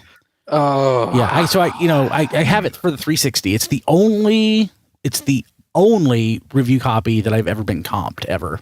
And they didn't even ask for it. They just reached out like, hey, do you want a review copy of Rise of the Dark Spark? Yeah, that's how I ended up with the Transformers Prime game for the Wii. Yeah, I was only like one of two people who got a review copy. I guess they had to give some out, and they didn't want bad press. So I got that for the Wii U. I guess I also need it for the PlayStation 3, even though I don't have one. There's also a DS version, which is a totally different game. I believe it's a strategy game. It's like a real-time strategy. I remember, I think Rob Springer was into and talking about that quite a bit at the time. Oh, yeah. Okay. Yeah, Rob Springer said he liked it, and Adam Paulus said if I bought it, I'd be sorry. So I haven't bought it yet. I need to create a checklist of what I have and what I don't. That's a lot easier for the games than for other stuff. I also got Transformers Prime for the Wii U. Huh. Let's see here. And for the Wii, Cybertron Adventures. Oh, for the DS. For the original Transformers game, the Decepticons version. So I still need the Autobot. And for Revenge of the Fallen, the Autobot. So eventually I'm going to have to get that stuff. Because I already have copies of the games that I want, which are the C64 game, the Mystery of Convoy for the Famicom, and the Headmasters game for the Famicom Disk System. So, let's see here. The last thing I got at McKay's is I was looking and I didn't have that Silver Bolt figure, so I couldn't find that I still had it. I was pretty sure that I'd sold it years ago, so I went ahead and got it, the one that they had. The card on it's really nice. Nice. Yeah. So, and I didn't realize that. So I have sort of like a mini collection of boxed stuff that I've been working through. Like specifically, I'm trying to complete like a boxed version of Machine Wars, and I'm most of the way through on that. I didn't realize that I was really doing the same thing over years. It just kind of happened where I'm doing the same thing with Universe. So I saw that and I'm like, I might as well. So My problem with Universe is there's like 3 times as much stuff, and about a third of that is not that easy to find. Yeah, well, I'm not serious about it. I am serious about Machine Wars. Machine Wars, Machine Wars is approachable and accessible to actually do what you're trying to do. Yeah. So, went to Walmart. There's a Walmart that I feel is like really far away, but really it's only a 19-minute drive. So I went on the off chance they might have some Netflix figures because no other Walmart in the area has had any. I'm going to the doctor tomorrow, so I'll be at the very rural Walmart that I've had luck at. Hopefully I'll find the ones that I missed, but I was able to get the hell is his name? It's the Black Ironhide. The Theseus Army Drone. Theseus Army Drone. So I got that. Gotta get another one, Brian. It's Troop Builder. Yeah, I know. Well, so they had multiples of the Sparkless Bot. I only got 2. I just couldn't justify more. Nah, 2's good. And Deep Cover. They did not have Cheetor for some reason. You don't really need Cheetor, but I think want is the one to It's get the better. out of. It's the better Deco version, at least. Yeah, I mean, if I'm going to have them all, you kind of have to have. Got to have them all. To have them all, yeah. Something that I'd ordered on a whim, because it was like a third of the price of retail, from GameStop, is that Cobra Commander helmet. Ah. Have you opened it? And I tried it on opened yet? it, and it fits my giant melon. Did you get it on sale, Brian? Yeah, it's like $40 or something. What does Kim think of it? She didn't see it. Yeah. You should have done the podcast wearing that. No, like it's not comfortable. I know there's like padding I can put into it, but just like it will probably get displayed as a helmet because there's a stand that you can. Yeah, I'm pretty sure that's the actual intent, and it's just like you can plop this on your giant head if you really want to, but we don't recommend it. Well, I mean, with the padding, it should be pretty comfortable. And I'm amazed how well the 2-way mirror works. Mm-hmm. I mean, like a couple of years ago, there was even at Walgreens in their cheap ass Halloween stuff, like mirror masks like that, and even at a really cheap level like that, those work surprisingly well for just being like vacuum metallized on the outside. Yeah, works really well. And a couple more things in my goal of eventually completing G1. There's some stuff lots of stuff I don't have. 2 things I picked up. They are 2 of the 3 motivators, which are Brainmaster repaints that were released in Europe, maybe Australia too, but Europe. So there is Flame, who is the repaint of Laster. So I got the box, but it doesn't have the internal little cardboard that holds it in place. So very pleased with that. That box looks in pretty good shape. Too. Yeah, even better than that box. That was the box it came with. I've had the box for this one, which is Lightspeed, for a couple weeks. I actually bought it separate, and I bought Lightspeed loose to go in the box. And this one looks even better. So, and Lightspeed is the repaint of Braver. So the one left is like the Dune Buggy, which is Gripper, which is a repaint of Blacker from Road Caesar. So again, they're basically it's the same toy with different paint apps, different paint job, and they don't have the combiner bits like the shield and stuff that the other toys have. So, but that's fine because Road Caesar's a lousy combiner anyway. Road Caesar is a lousy combiner, and it's funny. Like the one piece of Road Caesar that I have is Blacker, so that's the one that I don't have of this. So, eventually, when I finish Road Caesar, they'll just stay in the box. But the same thing for these. They just look nice in the box. So, and in the chat, Captain Rufus is saying, "Damn it, Kilby, stop making me feel better about my monetary buys." And Ness is like, makes me feel better knowing when I do feel bad about my buys, Brian always shows me how much worse the sickness can get. Mm-hmm. It's pretty accurate. I never have to feel guilty for very long being on this show. Yeah. So I was gonna say I don't have any stupid purchases coming up, but maybe one, just depending on how that auction goes. So yeah. So yeah, nothing. Oh, I was posting some photos of knockoffs that I found on eBay yesterday, and I might have bought a few of them, and hopefully I'll have them for next week. I want to show them off. Oh, that'll be amusing. Yeah, there's some stupid stuff that I love. So, oh yeah, two more things I completely forgot about. I got some last week. I bought these during the show. Some of the Fox Kids repaints. We were talking about Rhinox. Mm-hmm. Got that. Almost forgot about these. I forgot that existed. Yeah, and Waspinator. Ah, yes. Yeah, so Sealed, of course, right? sealed. Yeah, Yeah, those look like they're in really good shape. yeah. Honestly, the price on these, in the grand scheme of things, aren't that bad. So if these were new retail, they'd be $20. So they've appreciated about 100%. Oh, that's not too bad. It's not Yeah, too it sounds bad. right. No, that sounds right. People don't care enough yet. Yeah. Another 10 years, those will be, over $100. Well, the other thing too. So those are the year one Beast Wars mold, the pre-transmetals. Those were really, really common to find. They were I don't know if they were Toys R Us exclusive, but like every Toys R Us you would go to had scores of cases of those just packed onto the shelves. Those I don't think have a lot of demand versus how many of them were actually out there originally. But the transmetals, the Fox Kids Transmetals did not really ship to Toys R Us that much.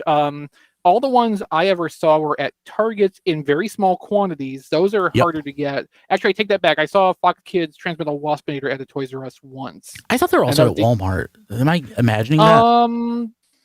No, I think you're right. I think like Rat Trap was typically found at Walmart. Back then, I only had Walmart to go to, period. So if I had them, so I had to get them at Walmart. Yeah.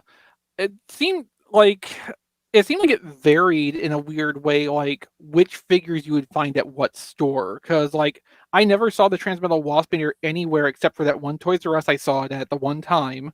Air Razor and Rhinox I only saw at Target. And then Rat Trap I remember seeing at a Walmart. I don't think I ever saw the Transmetal Tarantulas in a store because I would have bought it. And that Transmetal Tarantulas is quite expensive now. All the Fox Kids Transmetals are expensive. So if you want a complete collection of those, start scraping up now. So Walkie got the Transmetal Cheetor, which I do not own, nor have I ever owned.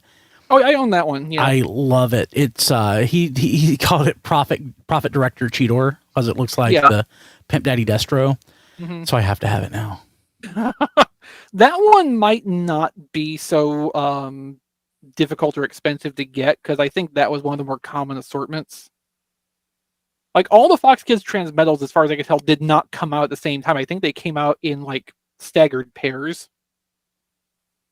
Yeah, I don't remember how they were assorted, but I know that I parted ways with my Tarantulas, and that one's not cheap.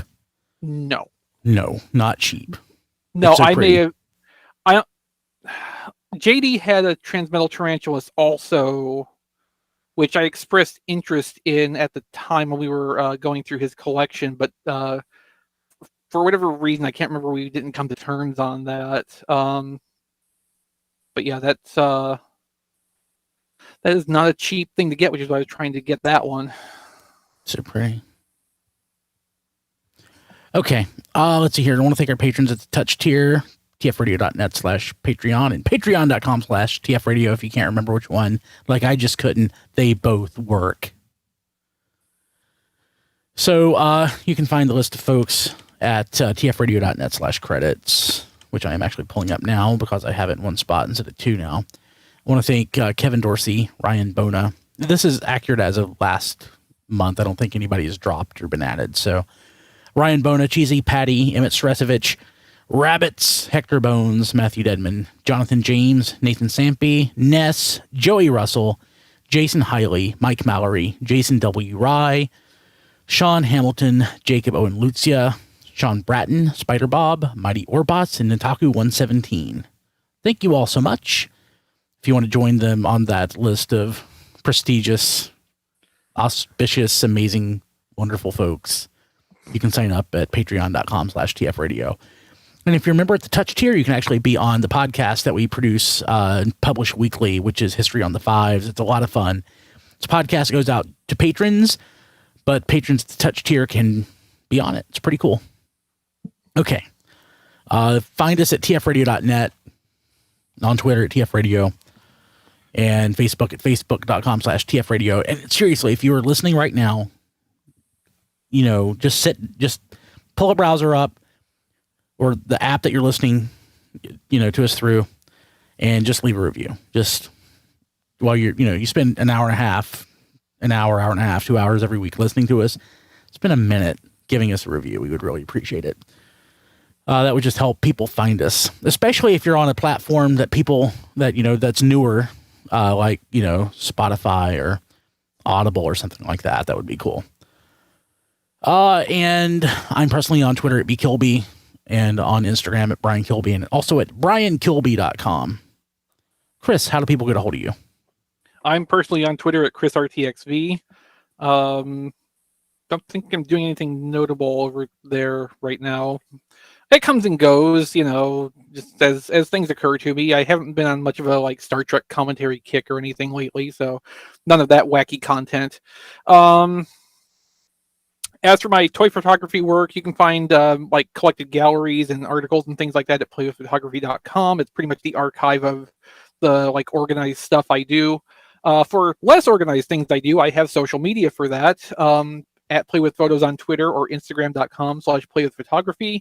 I posted a few photos this past week, which have gotten a decent bit of traction. One of them was actually retweeted by David K. Ooh, nice. The Huffer one. Sweet. So even people officially connected to Transformers at some point or another are liking some of the stuff I'm doing. So that was fun. If you like the work I'm doing and want to show some support and help me keep doing it, you can sign up on Patreon at patreon.com/playwithphotos for as little as $2 per month. Everything that comes in through that goes right back into the toy photography work and the website. It's really been a benefit for, domain renewals, hosting renewals, and, that kind of thing. Occasionally throwing unwise amounts of money at getting stuff a little bit early just because I can. Normal stuff to do responsibly with money. And also I have an Amazon wish list at tfradio.net/chrislist if you would like to just throw a random thing at me. Like not like a rock or something. I don't have any rocks on there right now. Okay. No, a couple people bought me both varieties of Tamashii rocks off of there, so I don't need to have those on the wish list anymore. There were rocks on my wish list at one time. That's cool. But not anymore. Thank you for the people who bought those for me. Is Don, does he have the Duke's mayonnaise? I forget. Still on his wish list. No, I deleted it and several other things.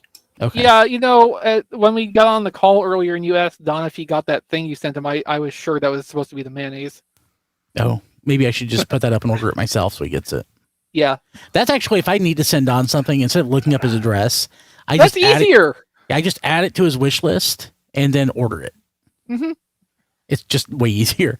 Yeah. Real quick, Rob Springer, not here. You can listen to his new podcast at zonebase.org, and he's also on Twitter, RoboRobSpringer. I think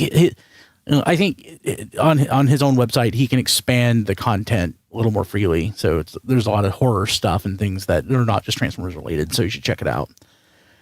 Going back to Don, how do people get a hold of you? I can be reached on Twitter at HMRC, the number 4, EVR. Robert, how do people get a hold of you? They can find me on Twitter at Figure Reviewers and Rob Flails. Rob Flails is the Twitter account for Flail Throughs. That's my YouTube channel. Mainly right now, I still cover Gundam Battle Operation 2. It's a free-to-play Gundam team shooter for the PS4 and 5. About to add a new mode to that this week, so that should be interesting to see how it plays out. It's basically a free-for-all mode, so it's how people already play the game, except officially. So that should be interesting. And if you like what I'm doing there, patreon.com/flailthroughs. You can throw money at me in exchange for requests within the games I cover. And if you'd rather just throw stuff at me, tfradio.net/playlist. Could we request something for Rise of the Dark Spark?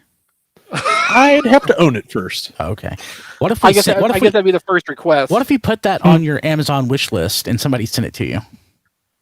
Then I probably could cover it, but I'd have to get the PS3 back in the same location as the capture device. Cool. I also need to find my SCART adapter. Where is that? Yeah, a SCART adapter. What are you watching? What are you playing it through? Or the capture uses SCART?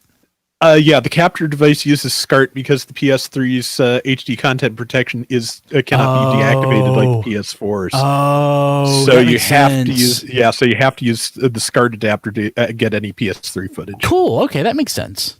Didn't know that. Hey Don, on your wish list, do you still want that 56K modem? Should I go ahead and order that for you? I've already deleted that as well. I've deleted several things. You have not deleted it. I thought I did. I need to go back and fix it. What about the cat toilet training kit? I would like to keep my arms attached to my shoulders. Thank you. Okay. You may want to give another pass at this then. You John. missed the spot. Yeah. I will. I will. John, how do people get a hold of you? That John D everywhere. Hey, on Twitter today, Sergeant Slaughter followed me. I have no idea why. What? His verified account of Mr. Sergeant Slaughter followed me. And then on the Twitch front, he does. I didn't make too much progress on my channel, but I did buy my ring light. So, nice.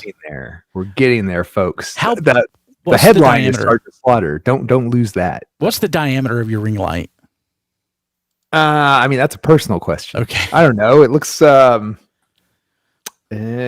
can't be more than 12 inches. Okay. I think mine is like 6 inches, but we got my daughter a 12-inch for Christmas. Yeah, so she has a better ring light than I do. It's barely. I mean, it's ideally, you sit your phone like in the middle of it. So I mean, it's like top 12 inches tops.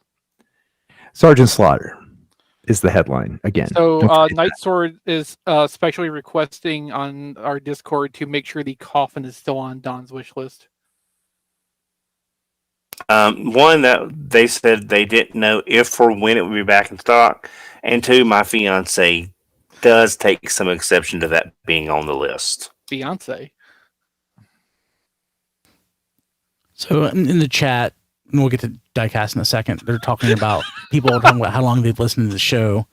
And Frank is saying he's listened when RFC is 3 to 4 hours. I don't know what podcast Frank was listening to. I don't think we've ever made the show 3 or 4 hours unless you're listening to. Oh, yes, we did. Did we? Yeah, man. When was the show 3 or 4 hours? Somewhere between 2011 and 2013. Yeah, for sure. That was Oh, common. geez. when we had the most number of people on there, and like Oh, a few of our classic panelists who aren't really with us actively anymore. oh. Jacob said he's listening since 2016 or 2017. Ness is saying he started listening about 6 months ago. It's only been 6 months. Wow, feels way longer. Really? And Frank said I think it was 2012, and I'm like, I started making it in 1999.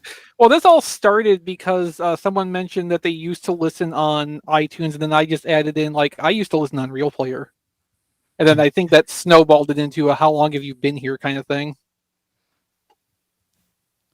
3 hours. I don't remember doing 3 hour shows. God. Yeah, that's probably for the best. I think the 3 hour shows we had on RFC made me feel better about when Superhero Time would like balloon up to being like 3 hours long every week. Like it didn't seem like that big of a deal when RFC was also kind of long. Yeah, Captain Rufus said, or talking about back in the day when it was in Real Media, he made a reference to the computer and ha ha ha, I missed the computer. I actually have the technology now to do the computer again, but I just don't.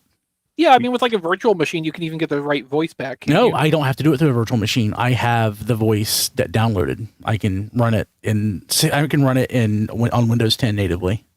Ooh, Yep. neat. Yes. Cool. Hey, well, thank you guys for listening. You're But you awesome. forgot iCast. No, I haven't. I was still going. Oh, I thought you were doing the thank you for listening. I was thanking the people who are in the chat specifically. Well, yeah, thank you too, and I'll just keep interrupting Brian because now it's funny. Diecast. He's just trying to keep me up. Diecast. Yes. You can Diecast. follow me on my front porch waiting for my Unicron. You can follow me on Twitter at Diecast2. Still waiting for my Unicron. If you want to send me things, I do have a wish list too at tfradio.net/diecast list. I don't think I have any Unicrons on there, so you don't have to worry about sending me one of those. You can send me something. I think I've been adding stuff recently. I've been on a Mortal Kombat kick for the McFarlane Mortal Kombat figures. But I think I ordered them all by now. Movie comes out this weekend. Yeah. Woo! Yep. So yeah. hopefully- I asked my wife if I can show it to my 4-year-old, and I was told no. I might have to rent or buy HBO Max for a month to be able to watch that, or Go, or whatever they're calling it. Yeah, it's that or a theater. I don't know if it's in theaters. What's a theater? No. Who wants to go to a theater anymore? I'd rather watch it at home. That way I don't have to wait a half an hour before it starts. Well, that too. But I mean, like, I absolutely understand. Like, it would be so nice to just get out of the house and go sit somewhere that's not the house for 3 or 4 hours ish, theoretically, and not also feel like that you're dooming yourself and everyone to, contagious death potentially. Although, I mean, we're getting closer to the point of that not being as much of a risk. At the same time, though, like watching first run movies at home, like, yeah, if something comes out I really want to see that much, like, I am not against this idea at all. Also, on the subject of your 4-year-old, Brian, I've been meaning to ask. You've been working through original series Star Trek with her. Oh yeah, she loves it. Playing on digital over the air, right? Over the air, yes. Are you going to introduce her to any of the non-original series that are also playing? Yeah, she watches Next Gen. Okay, and she likes it. Her favorite, though, it's not the originals. It's not 20th century stuff. She loves Lower Decks. I mean, cartoon, flashy, comedy. I mean, that kind of makes sense. She loves Lower Decks, and she kind of likes the animated series. But I think, as far as the live action stuff, she loves the original series the best. Kim is ridiculing me every time she sees it because it's been all season 3 stuff. I mean, I can understand that. I don't have the hatred for season 3 of the original series like a lot of the fandom seems to. Like, I actually have fond memories of it from watching it the first couple of times when I was pretty young too. I think that probably helps my perception of it, but like, I can also see where Kim's coming from on that. it is kind of ridiculous at points. But like the Enterprise incident, Day of the Dove, Spock's brain, like those are some really fun episodes. Yeah. So in the chat down memory lane, Carl is asking me if I have the old Transformers Captain America fanfics I used to write in the 90s. And oh no. So I was talking. I don't know if Carl's even watching right now. He might just be in the Discord. But Carl, if you're watching, check the Wayback Machine and check Google Groups, because I'm pretty sure all those got posted to All Toys Transformers. But I will also check in my documents. I know I have all the fanfics that I wrote that were non-Marvel Universe transformed, so I probably have those as well. And my fanfiction writing was, in some ways, much better than my writing today, but in other ways, much, much, much, much worse. Yeah, I mean, that perception also kind of depends on just like what genre you were writing in, let's say. Yeah. Yeah. Like my... Because you touched on a lot of different subject matter, just to, put it politely. Yeah. So, yeah. Okay. Anybody else? Anything else? No, I think I'm done talking about Star Trek. Sweet. I love Star Trek. Me too. Let's do a Star Trek podcast. We'll see you later. I'll see you guys. I'm going to sleep. Good night, Diecast. Go to sleep, Diecast. Good night. Oh. Oh, Jacob, that's Clint the Howard? Corbomite maneuver. Yeah. But the baby was Clint Howard. Yeah. Yeah, unfortunately, he didn't get less creepy looking as he aged. I don't know. I think he looks pretty normal at this point. Yeah, that's the one, Jacob. I haven't watched Spectre of the Gun in years. And it was... So two things. One, I posted a video of it. And I was hoping that people would watch the video, because it's me mostly just it's me having a conversation with Kim about the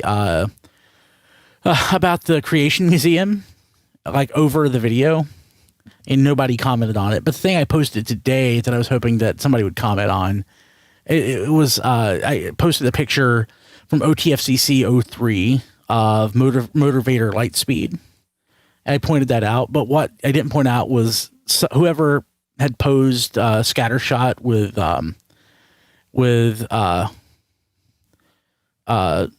why can't I think? I can see the picture. Yeah, I can see the picture in my head. I just could not think of which toy that was. It was Scattershot and Thunderclash. Yeah. I don't even like. I was just hoping that people would realize that I was posting that part as a joke, but nobody commented on it because I looked and I noticed. I just didn't feel the need to comment. Yeah, well, my comment was going to be like, "Did Hooper do that?" I think it was Robo Wang. Honestly, it's probably his table.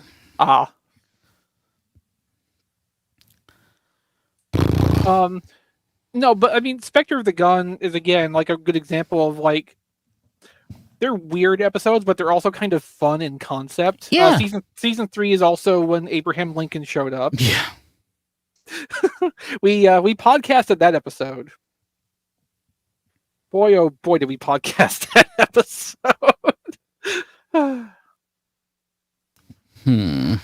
Star Trek Season 3 was weird, but I don't hate it. I don't hate it. Like, I enjoy it, but I just recognize that, you have to you have to have a love for Star Trek, I think, to want to watch it. Uh-huh. And I can sit down and watch it. Just Kim watches it and just... Although anymore, I don't think that's just isolated to Season 3. Like any of original series Star Trek, you have to want to sit down and watch it. Yeah. Yeah. Doomsday Machine was Season 2, I believe. Yeah. That is actually my favorite episode of original series. It's a good episode. And the reversioning of it also was done really well. Oh yeah, that's the special effects. Yeah.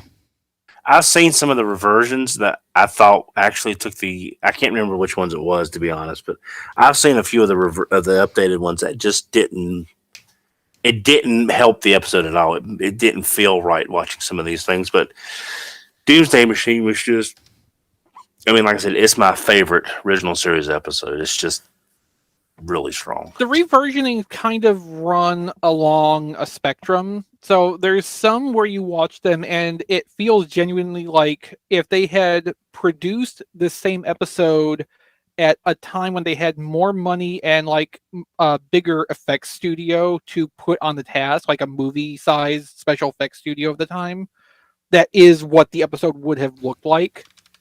There's other ones where like the episode is barely changed from the original version. Like they of course have replaced all the effects plates with the CG stuff, but nothing is really added to it. And there's even a few along that line where there's barely any effect shots anyway, so you can't really tell a difference. And then there is the odd other kind of episode where it's like somebody went through and they had a picture in their brain when they were watching the episode the first time when they were like 5 years old or whatever, and they decided to make that real. Now, fortunately, those kind of episodes where they kind of, overcook it with the updating are the vast exception rather than what you mostly get out of it. I saw one a couple of days ago. I don't remember which one it was, but it was like, wow, that's just not I don't like it. I like the ones where I don't even realize that they've done anything. Which is Doomsday Machine. Yes. Doomsday Machine gets it pretty much perfect. Balance of Terror gets it pretty much perfect.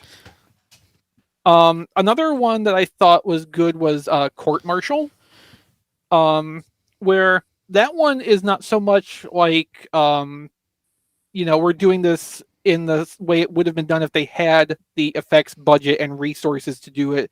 It's doing it more in like let's kind of dress this up a little bit, but not in an overbearing way. So like the establishing shot of the Enterprise orbiting the starbase planet, there's more detail on the ship. You can see where the pod that was blown off the ship, that was part of the plot of the episode, like the spot where that was attached and the scorch marks around it. And other Constitution class ships also hanging around in orbit there. Like, they make it look more complete and it's different, but it still fits and feels like it's correct for the episode. Hey, Chris, what do you think? I don't think we've ever talked about this episode, and I watched it for the first time since I was a kid. All right. Last week, Assignment Earth. I like that. I've always liked that episode. It feels so different. Yeah, and that, of course, is on purpose. Reason. It was a backdoor pilot. Yep. Because at that point, Roddenberry did not know if Star Trek was going to get picked up for a third season, so he was kind of hedging his bets and putting a development pilot for another project on the back burner just in case he needed to try to sell something else to the studio or the network. Like, Assignment Earth as a concept is actually something that in the years since Roddenberry died and his wife and estate then were picking up other projects that he had worked on that never went anywhere and developed them. I kind of wish they had done that like in the late 90s and early 2000s, like tried to run something with the Assignment Earth concept. Now, had Assignment Earth been a pilot, would it have somehow retained any Star Trek elements? I mean, I don't think that was ever really a possibility because of the time travel component. Well, I mean, my thought was somehow they would have like Kirk and Spock might come back just to, so that Shatner and those guys still have jobs, but otherwise, yeah. I just think that without the Star Trek element, I don't know how enjoyable that show would have been if it had ever come to fruition. I think if it had been done in the late 90s or thereabouts, it would have still hit pretty well. I think, as we've moved on socially to where we are today, and I'm not going to, put my commentary on that so much, but draw your own conclusions. I don't think the concept of Assignment Earth would land the same way that it would have 20 years ago. Yeah. Or indeed in 1968. I mean, one of those expanded products you were talking about is I started watching Andromeda, and I was really enjoying Andromeda there for a while, and then it just started falling apart. I'm not sure if... And the same thing happened with Earth Final Conflict also. Like, that's something that had an interesting story hook for its first season or two, And then as they kept trying to take the show farther and keep, building more seasons off of it, it just kind of felt like they were digging themselves in circles, basically. There was not a clear end point in sight, and it kind of was obvious as they were going along. They were making up a new plot thread for every season without any pre-planning. Looking, you saying that, I now realize, looking back, it was the same thing that happened in Heroes. Season 1 was solid, I think, on Heroes. I would not miss the first season of Heroes. And then after that, it just dropped like they weren't expecting to get picked up or be that popular, and they had no idea what to do after that point. Yeah, I mean, it's the same thing with like coming back to a property and making like a sequel series or even a sequel movie to it after the fact, just because like it was popular and they think they can squeeze more money out of it. Like some stories are just complete in one movie or one 10 or 13 episode season, and they don't need or should not even go on further than that. But, money wants money. So, like, for the original pilot of Assignment Earth, I think for at least a season's worth, they probably could have done something interesting with the idea of, like, a sci-fi bent secret agent kind of thing. And that's something that would have carried forward and been workable for quite a while after that if they wanted to revisit and try to build that project again. Probably nowadays, not so much, but like for its actual existence as an episode of Star Trek, I like it for the different feel of it and just kind of like the time travel part actually feels incongruous to it just because it doesn't really make sense for how they present why the Enterprise is in the past, since that only ever happened for that one purpose. Like there was never any other instance of using time travel for historical study like that. So that feels out of place in the larger Star Trek universe, but like it's interesting just for feeling different from a normal episode. You do realize though now, Chris, now that you said that, that will be the hook for Picard season 2. I don't even want there to be a Picard season 2. Like retroactively, I don't want there to be a Picard season 1. Well, the next season will be season 1. I'm fine. I'm fine if it's nothing is ever referenced from season 1. I'm fine with it because I really want to see Q and potentially Cisco, but Q's definitely in it. So that's the. I wonder if they're going to like do a really really bad makeup De-aging. job on Delancey like they did on Spiner. He doesn't look old anymore, but boy, he looks fat. Yeah, I'm not worried about it. Suspension of disbelief and all that. I mean, so the way I've always thought about it would be like Q would pop in looking like Q always did, and he would see how Picard has aged, so he would then just flash himself to look similarly aged. That's exactly what I thought. Mostly to mock Picard, like reflecting his age in his own face. Yeah. And like for that purpose, yeah, they can CGI de-age Delancey for that one part of that one scene. Yeah. Yeah. Yeah, I'm fine with that. And that just makes my day that they're going to bring Q back, and it would be hard for them unless they try to put some sort of hard edge to Q, which they could. It's going to be hard to screw that up. I mean, it's been done. Yeah, I know. Q was on Voyager. Yep. It's weird though. Like the one thing Voyager never touched somehow was the mirror universe, and like, for as happy as Voyager was to ruin everything else that Star Trek had going on before Voyager existed, you would think they would have done that at least once, but no. Apparently, they just, I guess, left that to Deep Space Nine to use and eventually also ruin. Yeah.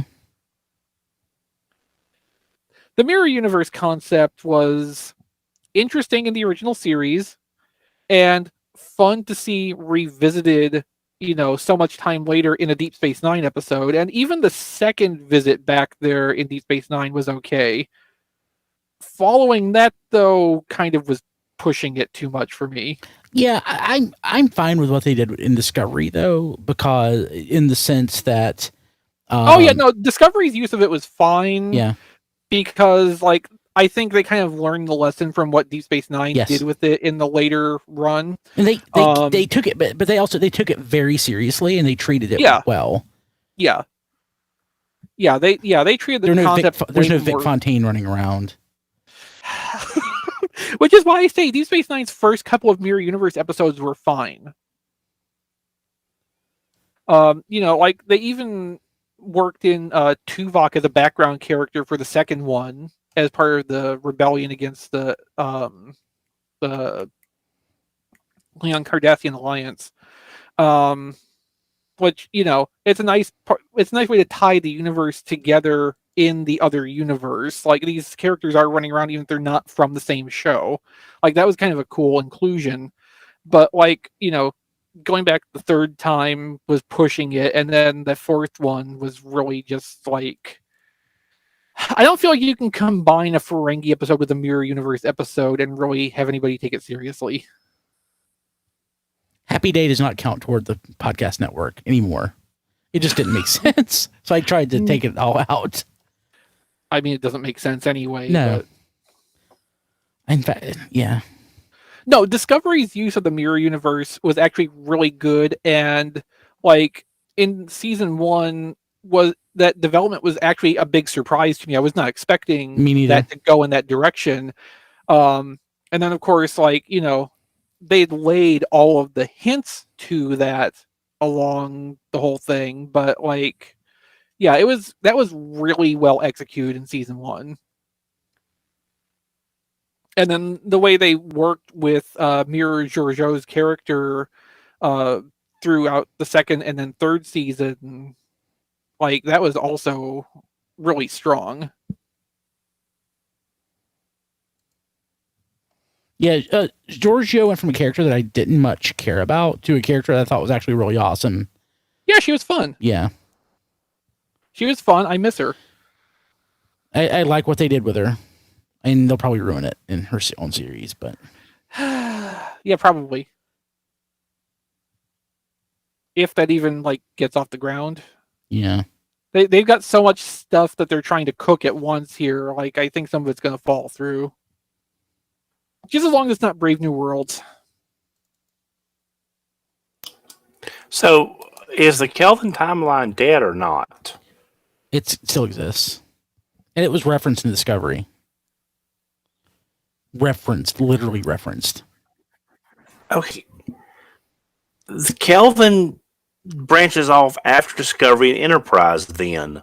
Because Enterprise was the only thing really up until that point that wasn't affected. You've not watched Discovery, the finale of season 2, have you? Or any of season 3?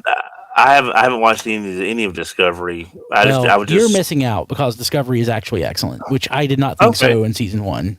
Okay, well, okay. Yeah, season 1's a slow burn. Yes, but I did not like season 1. Season 1 gets to be pretty good. Yeah, season 2 is pretty darn almost perfect Star Trek from in points, and season 3 is very good. I mean, I'll admit season 2 was helped a lot by Pike. Oh, it's the Pike stuff that makes it good. Yeah. But the character I end up liking better than Pike though by the end of season 2 is Saru. Yeah, they developed him really well. I love Saru so much. Hey, Carl, while I'm actually looking here before we drop, if you're listening, I'm looking to my fanfic folder, and I have a bunch of unfinished stuff from like 2003, like a Sea Spray fanfic that I had started in 2004. But I don't have any of my Marvel Universe stuff. Here's one I started in 2002. What the hell is this? So played season 3 feels very different from seasons 1 and 2. Not in a bad way at all. It just, is exploring a completely different world and does so pretty effectively, I think. Like, it feels like classic Star Trek more than either of the previous 2 seasons do for its new setting. What'd you find? I should have finished this. It's called Fanfic, Descent of the Phoenix, a Dreamwave Adventure. So I'll just read you the first few lines. The front door of the Witwicky home flew open. Light flooded into the dimly lit living room. "Mom, I'm home. I brought a friend with me," yelled Daniel Witwicky. He and his friend shuttle into the room, and Daniel slams the door behind them. Carly stepped out of the washroom to greet her son. "Oh, hello, Daniel. Where's that friend of yours?" A small child appeared from the shadows. His appearance was strangely familiar to Carly. His brownish blonde hair is interrupted by a streak of white that ran down the crown of his head. A mark ran down his face, a birthmark, no doubt. The shape of the mark intrigued Carly. It was almost as if the mark took a shape. It almost looked like a bird of prey. He was dressed like any other child, garbed in a pair of short pants and a t-shirt, except he also wore a bandolero and dagger strapped to his vest. "Ain't he the coolest, Mom?" asked Daniel. "His name is Zodiac." And that's basically my take on Dreamwave at the time. Zodiac ended up being a clone of Daniel with a strange mark on his face. He ends up taking Daniel's place and wreaks havoc. Dreamwave sucked. "Ain't he the coolest, Mom? His name is Zodiac." "Oh, hello there, Zodiac," said Carly. "What a lovely..." Zodiac paused. "Home you have." He paused again. "Mrs. Witwicky." Oh, so he's from the Netflix cartoons. Yes. Thank you, Zodiac, replied Carly. "It is not a problem, Mrs. Witwicky," said Zodiac, weighing his words. God, I should have finished this. God, there's so many unfinished fanfics in here. The Sea Spray fanfic. I think I may have finished that one. Ooh, that's a WordPad file. I can't even open that.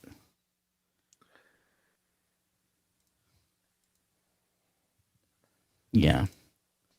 So much unfinished crap. Hey, people watching live, I think we're going to kill the stream. So we'll see you Screenshot. next time. People. Good night, everybody. Bye, people. Bye.